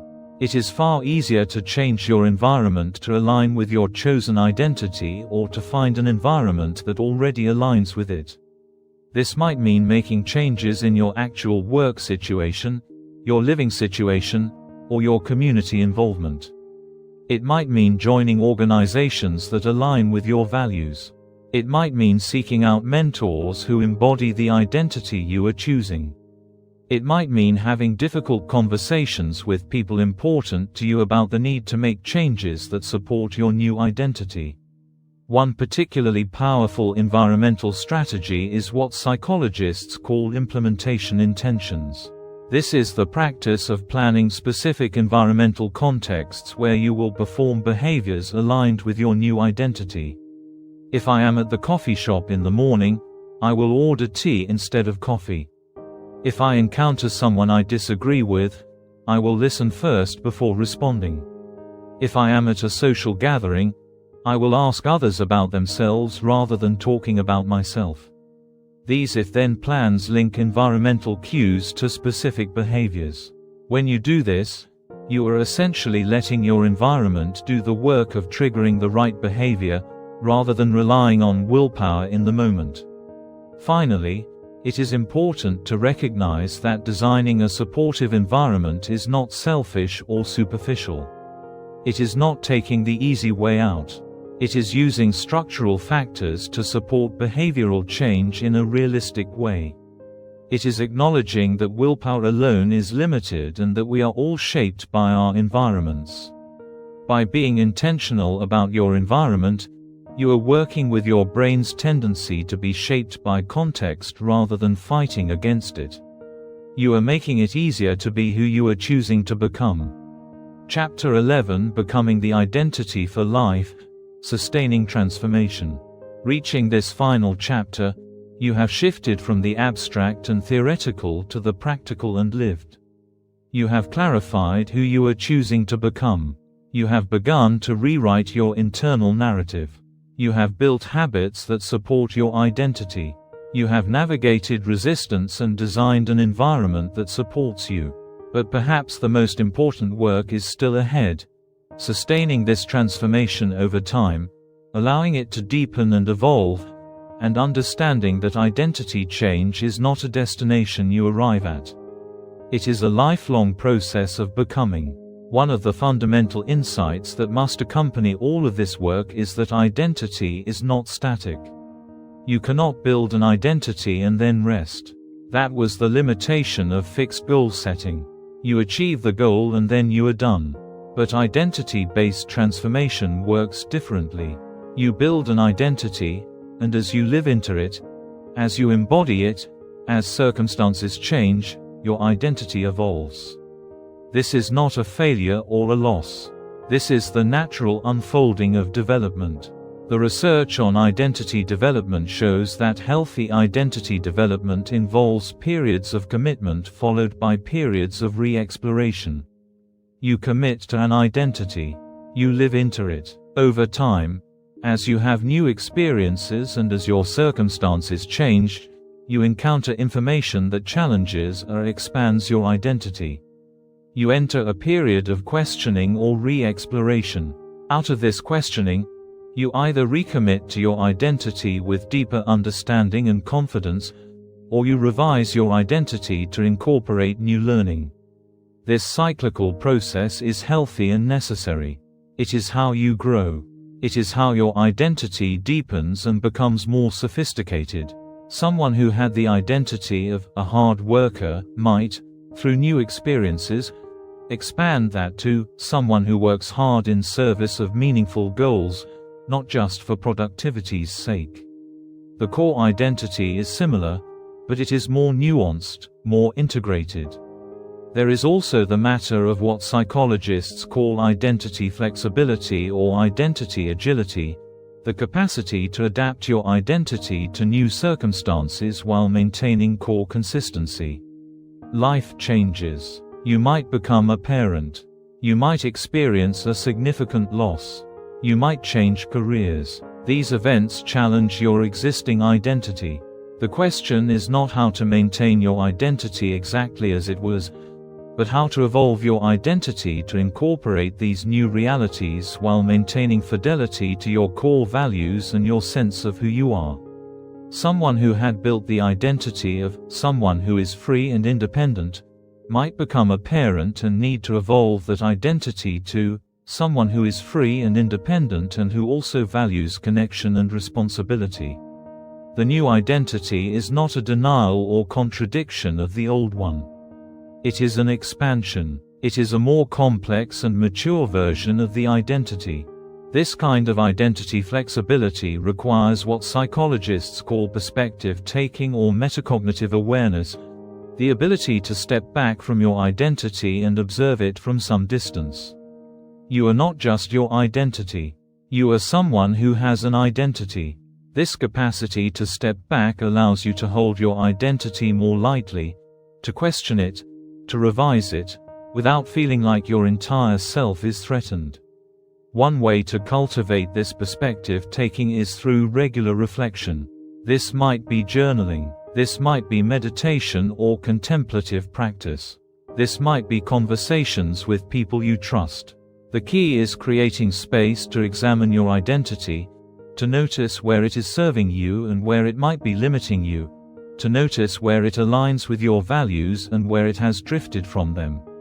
Another crucial element for sustaining transformation is self-compassion. By this point in the process, you are not new to identity change. You have succeeded in some areas. You have struggled in others. You have made progress, and you have experienced setbacks. The question is, how do you relate to this reality? With harshness and criticism, or with understanding and kindness? The research is clear. Self-compassion, treating yourself with the kindness and understanding you would offer a good friend, is associated with greater resilience, greater happiness, and more sustainable change. When you treat yourself harshly, you activate your threat system. Your nervous system interprets your own harsh self-judgment as a sign of danger. This narrows your perspective. When you treat yourself with compassion, You activate your caregiving system. Your nervous system interprets this as a sign of safety. This opens your perspective and increases your capacity to learn and grow. Self-compassion does not mean excusing failures or avoiding responsibility. It means acknowledging your struggles with kindness and understanding. This identity change is hard. I am doing my best, and some days my best looks different than other days. I am learning. I am growing. I am worthy of kindness. This orientation is far more sustainable than self-judgment. There is also the matter of integration, bringing the various dimensions of your identity together into a coherent whole. You have built identity in various domains. But do these identities cohere? Do they tell a unified story? Or are they fragmented? Is there an integrating core that connects them? Integration comes through a process of making explicit the underlying values and principles that connect your various role-based identities. The parent, the professional, the friend, the creator, the learner. What unifying principles or values connect all of these? What core identity underlies them all? When you can articulate this core identity, it becomes an organizing principle for all of your various roles and behaviors. You do not have to decide separately how to act in each context. You simply ask, how would someone with my core identity act in this situation? The core identity guides you across contexts. For example, someone might realize that their core identity is someone who creates value. This core identity connects and organizes all their role-based identities. As a parent, they are creating value by raising thoughtful humans. As a professional, they are creating value through their work. As a friend, they are creating value through presence and support. As a learner, they are creating value by continuously improving their understanding. One core identity creates coherence across all these domains. Finally, and perhaps most importantly for sustaining transformation, is cultivating the understanding that identity-based change is not something you do and then are finished with. It is a way of relating to your life and yourself. It is a continuous process of asking, who am I choosing to become? How is my environment supporting this? What habits am I cultivating? What story am I telling myself? Who am I becoming through my daily choices? This way of relating is energizing rather than depleting because you are not constantly reaching for external goals that feel out of reach. You are not constantly aware of gaps between who you are and who you want to be. Rather, you are continuously becoming who you want to be. Every day is an opportunity to express your identity. Every choice is a chance to reinforce who you are choosing to be. Every moment is part of the process of becoming. This perspective removes the pressure that goal chasing creates and replaces it with the aliveness that comes from alignment. You are not trying to be someone else. You are becoming more fully yourself, and that becoming is the entire point. There is no finish line. There is only the continuous unfolding of who you are choosing to become. Conclusion: the end of goals, the beginning of self. We began this book with a recognition of the goal-chasing culture that dominates modern life. We explored why this culture, despite its best intentions, so often leads to disappointment, burnout, and failure. We discovered that the problem is not with goals themselves but with making goals the primary organizing principle for change.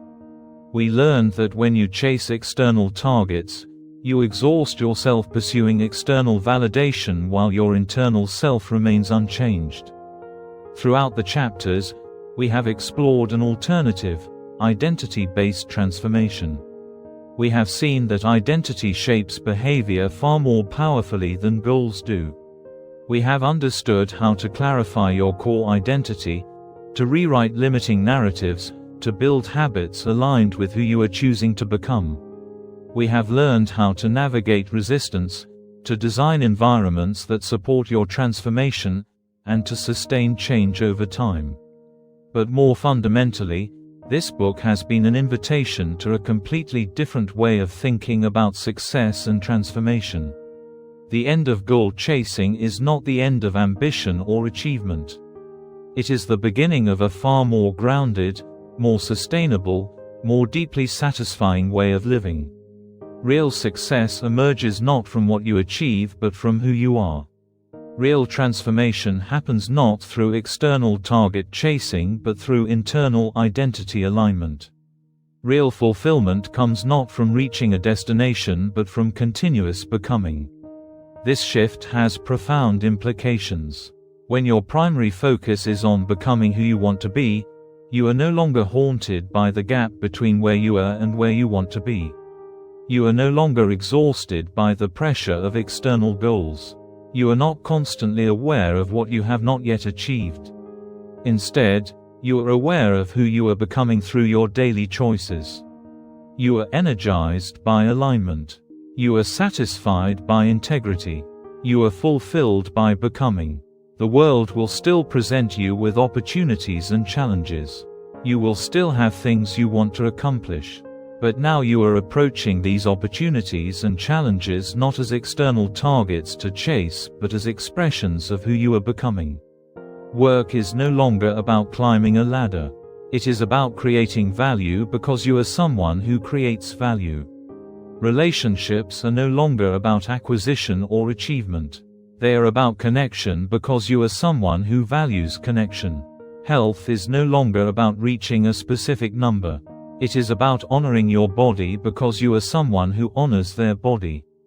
This reframing is not semantic. It is neurological. It changes which brain systems are engaged. It changes what feels effortful and what feels automatic. It changes whether you are sustained by willpower or by identity alignment.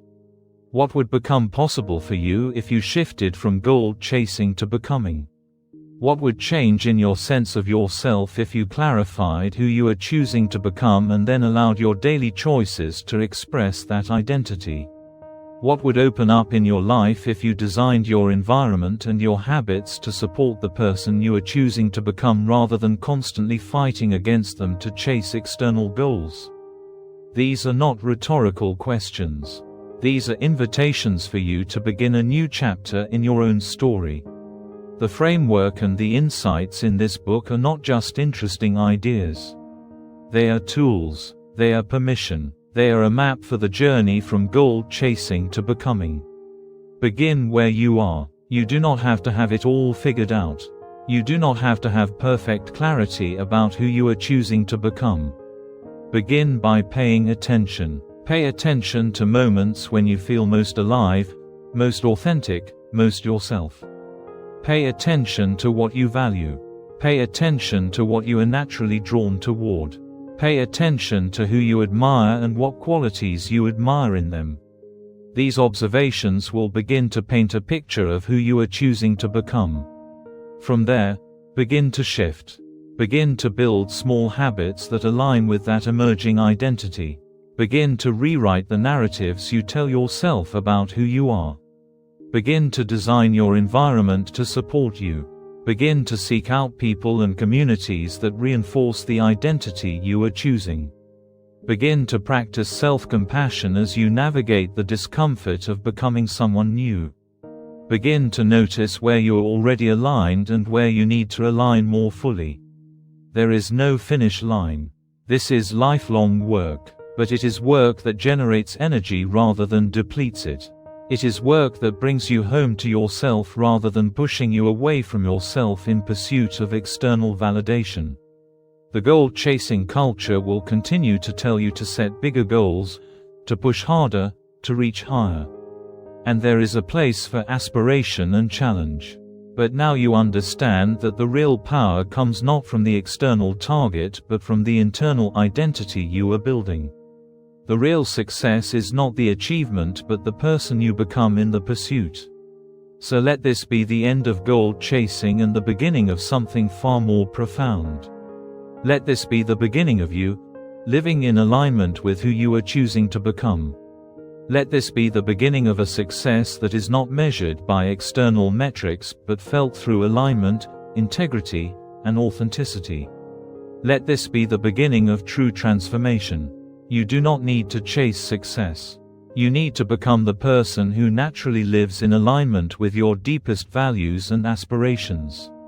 And when you do, success will not chase you, but it will follow naturally as an expression of who you have become. Begin now. Who are you choosing to become?